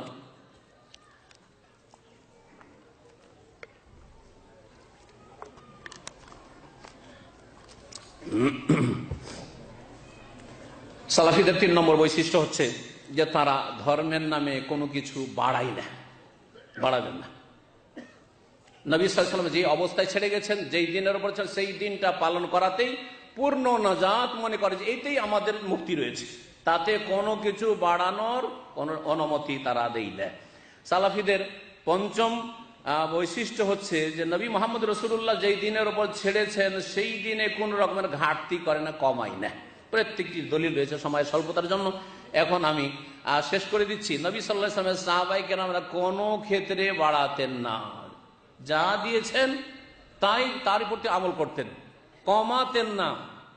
সাহাবী আসছেন, একজন নতুন মুসলিম, আসার পর নবী সাল্লাল্লাহু আলাইহি ওয়াসাল্লামকে জিজ্ঞেস করছেন কিছু ইসলামের বিধিবিধান সম্পর্কে, আর তারপরে যখন শুনলেন সে ফরায়েজ ওয়াজিবাতগুলি, ওয়াল্লাহি লা আযীদু আলা হাযা ওয়ালা আনকুস, আল্লাহর কসম করে বলছি এর আমি কিছু বাড়াবো না আর কিছু কমাবো না। আছে না নাই হাদিসে? লা আযীদু আলা হাযা ওয়ালা আনকুস, এতে একটু বাড়াবো না আর কমাবো না। নবী সাল্লাল্লাহু আলাইহি ওয়াসাল্লাম কি বলেছিলেন? আফলাহা ইন সাদাকা, এই ব্যক্তি কামিয়াব হয়ে যাবে যদি সত্য কথা বলে থাকে, যে কথা বললো তার উপর যদি ঠিক থাকে, সে যে আমি বাড়াবো না ধর্মের নামে আর ধর্মে কিছু কমাবো না, 5 ওয়াক্ত নামাজ 4 ওয়াক্ত করবো না, হ্যাঁ রমজানে কিছু রোজা রাখলাম কিছু রাখলাম না, জাকাত কিছু দিলাম কিছু দিলাম না, এরকম করবো না। হজ ফরজ হয়ে গেছে আর তারপরে আরো 5 বছর যাক, গাড়ি বাড়ি তৈরি হচ্ছে, দেশে জমি হচ্ছে, আর শেষ বছর হজ করে চলে যাবে, এটা সালাফিরা করতে পারে না। হ্যাঁ, না ফরজ ওয়াজিবাতে ঘাটতি করে আর না কোন রকমের কিছু বেশি করে। সালাফিদের 5 নম্বর বৈশিষ্ট্য হচ্ছে নবী মুহাম্মদ রাসূলুল্লাহ সাল্লাল্লাহু আলাইহি সাল্লামের কথার উপর কোন ব্যক্তির কথাকে কখনো অগ্রাধিকার দেয় না, যতই বড় ব্যক্তিত্ব হোক না কেন, যতই বড় ব্যক্তিত্ব হোক না কেন। এবং এর দলিল সাহাবায়ে কেরামের জীবনে রয়েছে। বলছেন সাহাবী যে আকুলু লাকুম কালা রাসূলুল্লাহ ওয়া তাকুলু কালা আবু বকর ওয়া উমর, আমি বলছি যে রাসূলুল্লাহ বলেছেন, তুমি আবু বকরের দোহাই দিচ্ছ, আবু উমরের দোহাই দিচ্ছ। তাহলে রাসূলুল্লাহ সাল্লাল্লাহু আলাইহি ওয়াসাল্লাম সামনে আবু বকর উমরের দোহাই যদি না চলে তাহলে কি করে চলবে যে আমাদের মাযহাবে কি আছে? হ্যাঁ, আমাদের ইমাম সাহেব কি বলেছেন, আমাদের মুফতি সাহেব কি বলেছেন, আমাদের পীর সাহেব কি বলেছেন, তার মতামত কি? রাসূলুল্লাহ সাল্লাল্লাহু আলাইহি সাল্লামের কথার উপর যতই বড় ব্যক্তিত্ব হোক না কেন কখনো কাউকে আপনি প্রাধান্য দেবেন না। যদি দেন তাহলে ফালা ওয়া রাব্বিকা লা ইউমিনুন, আল্লাহ পাক বলছেন যে হে নবী তোমার রবের কসম করে বলছি, নিজের সত্তার কসম করে আল্লাহ বলছেন, লা ইউমিনুন, মুমিন হতে পারবেন হাত্তা ইউহাক্কিমুকা ফীমা শাজারা বাইনহুম, যতক্ষণ পর্যন্ত যে কোনো মতবিরোধের বিষয়গুলি রয়েছে সেগুলিতে তোমার বিচারকে না মেনে নেবে।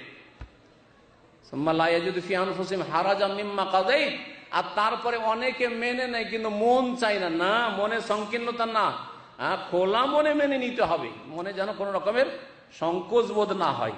ওয়ায়ুসাল্লিমু তাসলিমা, এবং শির নত করে মেনে নেবে, পূর্ণরূপে মেনে নেবে। আল্লাহ পাক রব্বুল আলামিন কোরআনে কারীমে স্পষ্ট করে দিয়েছেন নবী সাল্লাল্লাহু আলাইহি ওয়াসাল্লামের মর্যাদা। সালাফিদের আরেকটি বৈশিষ্ট্য হচ্ছে যে সারা পৃথিবীর অধিকাংশ মানুষ, বরং সকলেই যদি নবী মুহাম্মদ রাসূলুল্লাহ সাল্লাল্লাহু আলাইহি ওয়াসাল্লামের বিরুদ্ধে চলে যায় তবু নবীর তরিকা তারা ছাড়ে না। একা থাকলেও একা এক উম্মত হতে পারে, দল ভারী হলেই উম্মত হয় এ কথা ভুল। ইব্রাহিম আলাইহিস সালাম একাই উম্মত ছিলেন, ছিলেন না ছিলেন না? হ্যাঁ, ইন্না ইব্রাহিমা কানা উম্মাতান কানিতান লিল্লাহি হানিফা। উম্মত মানে ইমাম, উম্মত মানে দল, উম্মত মানে মুফাসসিরিন মানে ইমাম বলেছেন। কিন্তু তার সাথে সাথে দেখেন যে ইব্রাহিম আলাইহিস সালাম যখন হিজরত করছেন তার বাপের দেশ থেকে, ইরাক থেকে, তার সাথে শুধুমাত্র তার স্ত্রী, হ্যাঁ, তিনি বলছেন যে আল্লাহর কসম করে বলছি, সারা তোমার ছাড়া আর আমার ছাড়া এই জমিনে আর কোন মুসলিম নেই, মুমিন নেই, একাই এক উম্মত, একাই এক উম্মত। সুতরাং আপনি যদি দেখেন আমি রাসূলুল্লাহ সাল্লাল্লাহু আলাইহি ওয়াসাল্লাম তরিকা মানতে গিয়ে একাই পড়ে গেলাম গ্রামে, পরোয়া করবেন না। এলাকায় দেশেতে একাই, কেউ এইসব কথা বলে না। কোরআন সুন্নাহর কথা যখন নিশ্চিত, তখন তাতে আপনাকে অটল থাকতে হবে। আল্লাহ পাক যেন অটলতা দান করেন এবং আল্লাহ পাক রব্বুল যেন সমস্ত রকমের বালা মুসিবত থেকে হেফাজত করেন। আপনার জন্য সেখানে আপনাকে ফিতনাবাজ বলতে পারে, আপনি এখানে ঝামেলা করছেন বলতে পারে, আপনি সেখানে হেকমতের সাথে কাজ করবেন। একসাথেই সবগুলি শুরু করে দিতে হবে এটাও নয়, কিন্তু সবগুলি ছেড়ে দেবেন এটাও নাই। আপনি দেখবেন যে আমার পরিস্থিতিটা কেমন, এখানে আমি কতটা পারছি আমার আমল করার এবং দাওয়াত দেওয়ার, যতটা আল্লাহ তৌফিক দিয়েছেন ততটা আপনি করার চেষ্টা করবেন। যদিও সারা পৃথিবীর অধিকাংশ মানুষ আপনার বিরুদ্ধে চলে যায়, অধিকাংশ মানুষ, মেজরিটি হচ্ছে দলিল প্রমাণ হকের সত্যের, এটা জাহিলি যুগের মতবাদ ছিল। শাইখুল ইসলাম মুহাম্মদ আব্দুল্লাহ রাহিমাহুল্লাহ তাআলা মাসাইলুল জাহিলিয়াতে এই বিষয়গুলি বর্ণনা করতে গিয়ে বলেছেন যে জাহিলিয়াতের যুগের চরিত্র ছিল যে আমাদের দল ভারী, সুতরাং আমরা হকে আছি। দল ভারী হইলে হক হয় না। হ্যাঁ, দল যদি নবীর তরিকায় থাকে তাহলে হকের ওপর, হকের মাপকাঠি হচ্ছে নবী করিম সাল্লাল্লাহু আলাইহি ওয়াসাল্লামের তরিকা। এই হচ্ছে আমাদের আকীদা, মানহাজ, এই হচ্ছে আমাদের দাওয়াত। নতুন কোনো কথা নয়, বরং আমরা নবী মুহাম্মদ রাসূলুল্লাহ সাল্লাল্লাহু আলাইহি সাল্লামের কথা কোরআন কারীমের পরে বলি, তারপরে তাঁর সাহাবায়ে কেরাম খোলাফায়ে রাশিদিনদের কথা বলি, তারপরে সমস্ত তাবেঈনদেরকে তাদের কথা পেশ করি, তারপরে তাবেঈনদের কথা পেশ করি, আইম্মায়ে কেরাম ফুকাহায়ে কেরামদের কথা পেশ করি, চার ইমামের কথা একই নজরে দেখি এবং একই রকম ভাবে পেশ করি। আল্লাহ পাক এভাবে দিনকে মেনে চলার তৌফিক দান করেন। এটি ছিল সালাফিদের দাওয়াত, এটি ছিল চার ইমামের দাওয়াত, আইম্মায়ে আরবা, ইমাম আবু হানিফা, শাফি, মালিক, আহমদ, তাদের দাওয়াত এটাই ছিল। মনে রাখবেন আল্লাহ পাক সূরা বাকারার একটি আয়াতে ইরশাদ করেছেন, ফাইন আমানু বিমিসলি মা আমানতুম বিহি, তারা যদি বিশ্বাস করে, ঈমান নিয়ে আসে ওই রকম ভাবে যেমন তোমরা ঈমান নিয়ে এসেছো, সেই রকমই যদি ঈমান তারা নিয়ে আসে। তোমরা বলে কাকে সম্বোধন করা হয়েছে? যেই যুগে কোরআন নাযিল হচ্ছে তাদেরকে, তাই না? তারা কাকে? রাসূলুল্লাহ সাল্লাল্লাহু আলাইহি ওয়াসাল্লাম এবং তার সাহাবায়ে কেরামদেরকে সম্বোধন করা হয়েছে। তাহলে আমাদের ঈমানটা যদি নবী মুহাম্মদ রাসূলুল্লাহ সাল্লাল্লাহু আলাইহি ওয়াসাল্লাম সাহাবায়ে কেরামদের মতো হয়, তাদের তরিকায় হয়, তাদের কোয়ালিটি হবে না, কোয়ালিটি ডাউন, তাদের তরিকার হইতে হবে। হ্যাঁ, তাদের পথের অনুসারী হইতে হবে। ফাকাদি ইহতাদাও, তাহলেই তারা হেদায়েত পেল, তাহলে তারা হেদায়েত প্রাপ্ত হইল। ওয়াইন তাওয়াল্লাউ, আর যদি তারা উল্টো কোনো দিকে ফিরে যায় যে আমরা অন্য কোনো রাস্তা নেব, ফাইন্নামা হুম ফি শিকাক, তাহলে তারা বিরোধে পড়ে আছে, ফিতনা ফাসাদে পড়ে আছে। ফাসায়াকফিকাহুমুল্লাহ, আল্লাহ তোমার জন্য যথেষ্ট হবে তাদের অনিষ্ট থেকে রক্ষা করার জন্য। ওয়াহুয়াস সামিউল আলিম। আল্লাহ পাক আরো সূরা আনআমের আয়াত নম্বর 153 তে ইরশাদ করেছেন, ওয়া আন্না হাযা সিরাতি মুস্তাকিম, এইটি হচ্ছে সরল পথ, ফাত্তাবিউ, এই সরল পথের অনুসারী হও, এটা হচ্ছে সালাফিদের পথ। ফাত্তাবিউহু ওয়ালা তাত্তাবিউস সুবুল, আর ডানে বামে অনেক রাস্তা রয়েছে, সেসব রাস্তায় চলিও না। ফাতাফাররাকা বিকুম আন সাবিলি, না হলে তার রাস্তা থেকে তোমাকে সরিয়ে দেবে। যালিকুম ওয়াসাকুম বিহি, এটি হচ্ছে আল্লাহ পাকের ওসিয়ত, উপদেশ তোমাদের জন্য। লাআল্লাকুম তাত্তাকুন, যাতে করে আল্লাহর আযাব থেকে, জাহান্নাম থেকে, বালা মুসিবত থেকে, দুনিয়া এবং আখিরাতের আযাব থেকে বাঁচতে পারো। শেষখানে একটি আয়াত দিয়ে শেষ করব, সেটা হচ্ছে সূরা আনআমের আয়াত নম্বর 90। আল্লাহ পাক ওতে ইরশাদ করেছেন, উলাইকাল্লাযীনা হাদাল্লাহ ফাবিহুদাহু মুক্তাদিহ।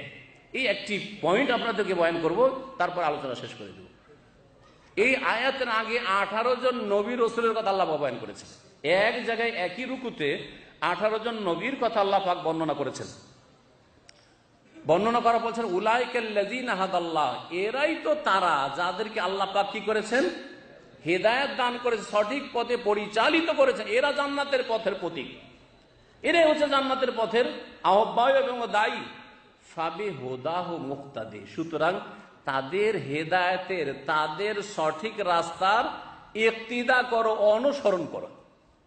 আল্লাহ কি বলেছেন? তাদের হেদায়েতের মানে তাদের যে সঠিক রাস্তা, সেই রাস্তার অনুসরণ করো।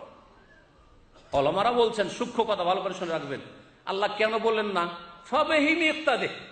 এই 18 জন নবী, তার মধ্যে শেষ নবী মুহাম্মদ রাসূলুল্লাহ সাল্লাল্লাহু আলাইহি ওয়াসাল্লাম আছেন, তারা সকলেই আদর্শ, তাদের অনুসরণ করে। এই কথা কেন বললেন না ফাবিহিম ইক্তাদে? এই নবীদের অনুসারী হও, এই কথা বললেন ফাবে হুদাহ মুক্তাদে, তাদের হেদায়েতের পথের অনুসরণ করো। পার্থক্য কি? এই পার্থক্যটা শুনিয়েই আলোচনা শেষ করে দেব, সময়ও শেষ হয়ে গেছে। দেখেন, দ্বীন ইসলাম মানুষের ব্যক্তি পূজা থেকে মুক্ত করার চেষ্টা করেছে। জি হ্যাঁ, আম্বিয়া রাসূলগণ আল্লাহ যদি বলে দিতেন যে এদের অনুসরণ করো, তবু ভুল হইতো না, কারণ তাদের অনুসরণ করা তার কাছে ওহী আসছে, তাদের কাছে ওহী আসছে, ভুল হইতো না। তারপরও অধিক সতর্ক করছেন, দেখো তোমরা ব্যক্তি পূজায় লিপ্ত হইও না, কারণ এই স্বভাব যদি থেকে যায় তো নবী মুহাম্মদ রাসূলুল্লাহ সাল্লাল্লাহু আলাইহি ওয়াসাল্লাম পরে আম্বিয়ার পরে অন্য অন্য বড় বড় আলেম দেখে, ইমাম দেখে তাদের ব্যক্তি পূজা শুরু করে দিবে, একজনের গিয়ারে থাকা শুরু করে দিবে, একজনের অন্ধ মুকাল্লিদ হয়ে যাবে। না না, এই কাজ করিও না। তারা যে হেদায়েতের রাস্তাটা দেখেছেন, ওই হেদায়েতের রাস্তার অনুসরণ করো। ফাবিহুদাহুম মুক্তাদে, তাদের হেদায়েতের অনুসরণ করো, তাহলেই সঠিক পথ পাবে। এটা হচ্ছে আল্লাহ পাকের হুকুম। আল্লাহ পাক রব্বুল আলামিন যেন আমাদেরকে ব্যক্তি পূজা থেকে, ব্যক্তির অনুসরণ থেকে, অন্ধ তাকলিদ থেকে, অন্ধ অনুসরণ থেকে, আর সমস্ত রকমের শিরক বিদআত এবং খারেজিদের চরমপন্থা থেকে, সমস্ত ফিতনা থেকে দিন দুনিয়ার হেফাজতে রাখেন। আল্লাহ পাক আমাদের যেন গুনাহ খাতা মাফ করে দেন। আল্লাহ পাক যেন আমাদেরকে কোরআন সুন্নাহর খেদমতের তৌফিক দান করেন। কোরআন সুন্নাহর দাওয়াতে আল্লাহ পাক যেন বরকত দান করেন। কোরআন সুন্নাহর দাওয়াতের সাহায্য সহযোগিতা করার সকল ভাই বোনকে তৌফিক দান করেন। বিশেষ করে তাদের জন্য দোয়া করি যারা এখানে হাজির হয়েছেন। আল্লাহ পাক আপনাদের যেন উত্তম বদলা দান করেন, আপনাদেরকে হেদায়েতের উপর যেন ইস্তেকামা দান করেন, আল্লাহ পাক কায়েম রাখেন, অটলতা দান করেন, আল্লাহ পাক যেন জান্নাতের পথে রাখেন, নেক আমলে আল্লাহ পাক যেন তৌফিক দান করেন। জুমার দিনে আবার দোয়া করি আল্লাহ পাক আমাদের সমস্ত গুনাহ খাতা যেন মাফ করে দেন। আল্লাহ পাক আমাদের সকলকে জান্নাতুল ফিরদৌস যেন নসিব করেন। আল্লাহ পাক রব্বের কাছে দোয়া করি যারা এখানে সহযোগিতা করেছেন, আল্লাহ পাক তাদের যেন উত্তম বদলা দান করেন। আল্লাহ পাক সকলকে জান্নাতের পথে থাকার তৌফিক দান করেন। আল্লাহ পাক আমাদের অন্তরকে পরিষ্কার পরিচ্ছন্ন রাখার তৌফিক দান করেন। শিরক বিদআত থেকে, গুমরাহি থেকে, হিংসা বিদ্বেষ থেকে, কলহ বিবাদ থেকে আল্লাহ পাক আমাদের বেঁচে থাকার তৌফিক দান করেন। আল্লাহ পাক রব্বুল আলামিনের কাছে শেষখানে দোয়া করি আল্লাহ পাক মুসলিম উম্মার যেন হেফাজত করেন, মজলুমদের আল্লাহ হেফাজত করেন, জালেমকে আল্লাহ পাক ধ্বংস করেন, মুসলিম উম্মাকে কোরআন সুন্নাহ দিয়ে ফিরে আসার যেন তৌফিক দান করেন। আল্লাহ পাক রব্বুল আলামিন নবী মুহাম্মদ রাসূলুল্লাহ সাল্লাল্লাহু আলাইহি ওয়াসাল্লাম যেই দিনের উপর সাহাবায়ে কেরামদেরকে ছেড়ে গেছেন, সেই দিন আবার মানুষের মাঝে চর্চা করার আল্লাহ পাক তৌফিক দান করেন। সাল্লাল্লাহু আলাইহি ওয়াসাল্লাম নবিয়ানা মুহাম্মদ ওয়া আলা আলিহি ওয়া সাহবিহি আজমাইন। সুবহানাকাল্লাহু ওয়া বিহামদিকা আশহাদু আল্লা ইলাহা ইল্লা আনতা আস্তাগফিরুকা ওয়া আতুবু ইলাইক। আসসালামু আলাইকুম ওয়া রাহমাতুল্লাহি ওয়া বারাকাতুহু। আলহামদুলিল্লাহ, আলহামদুলিল্লাহ।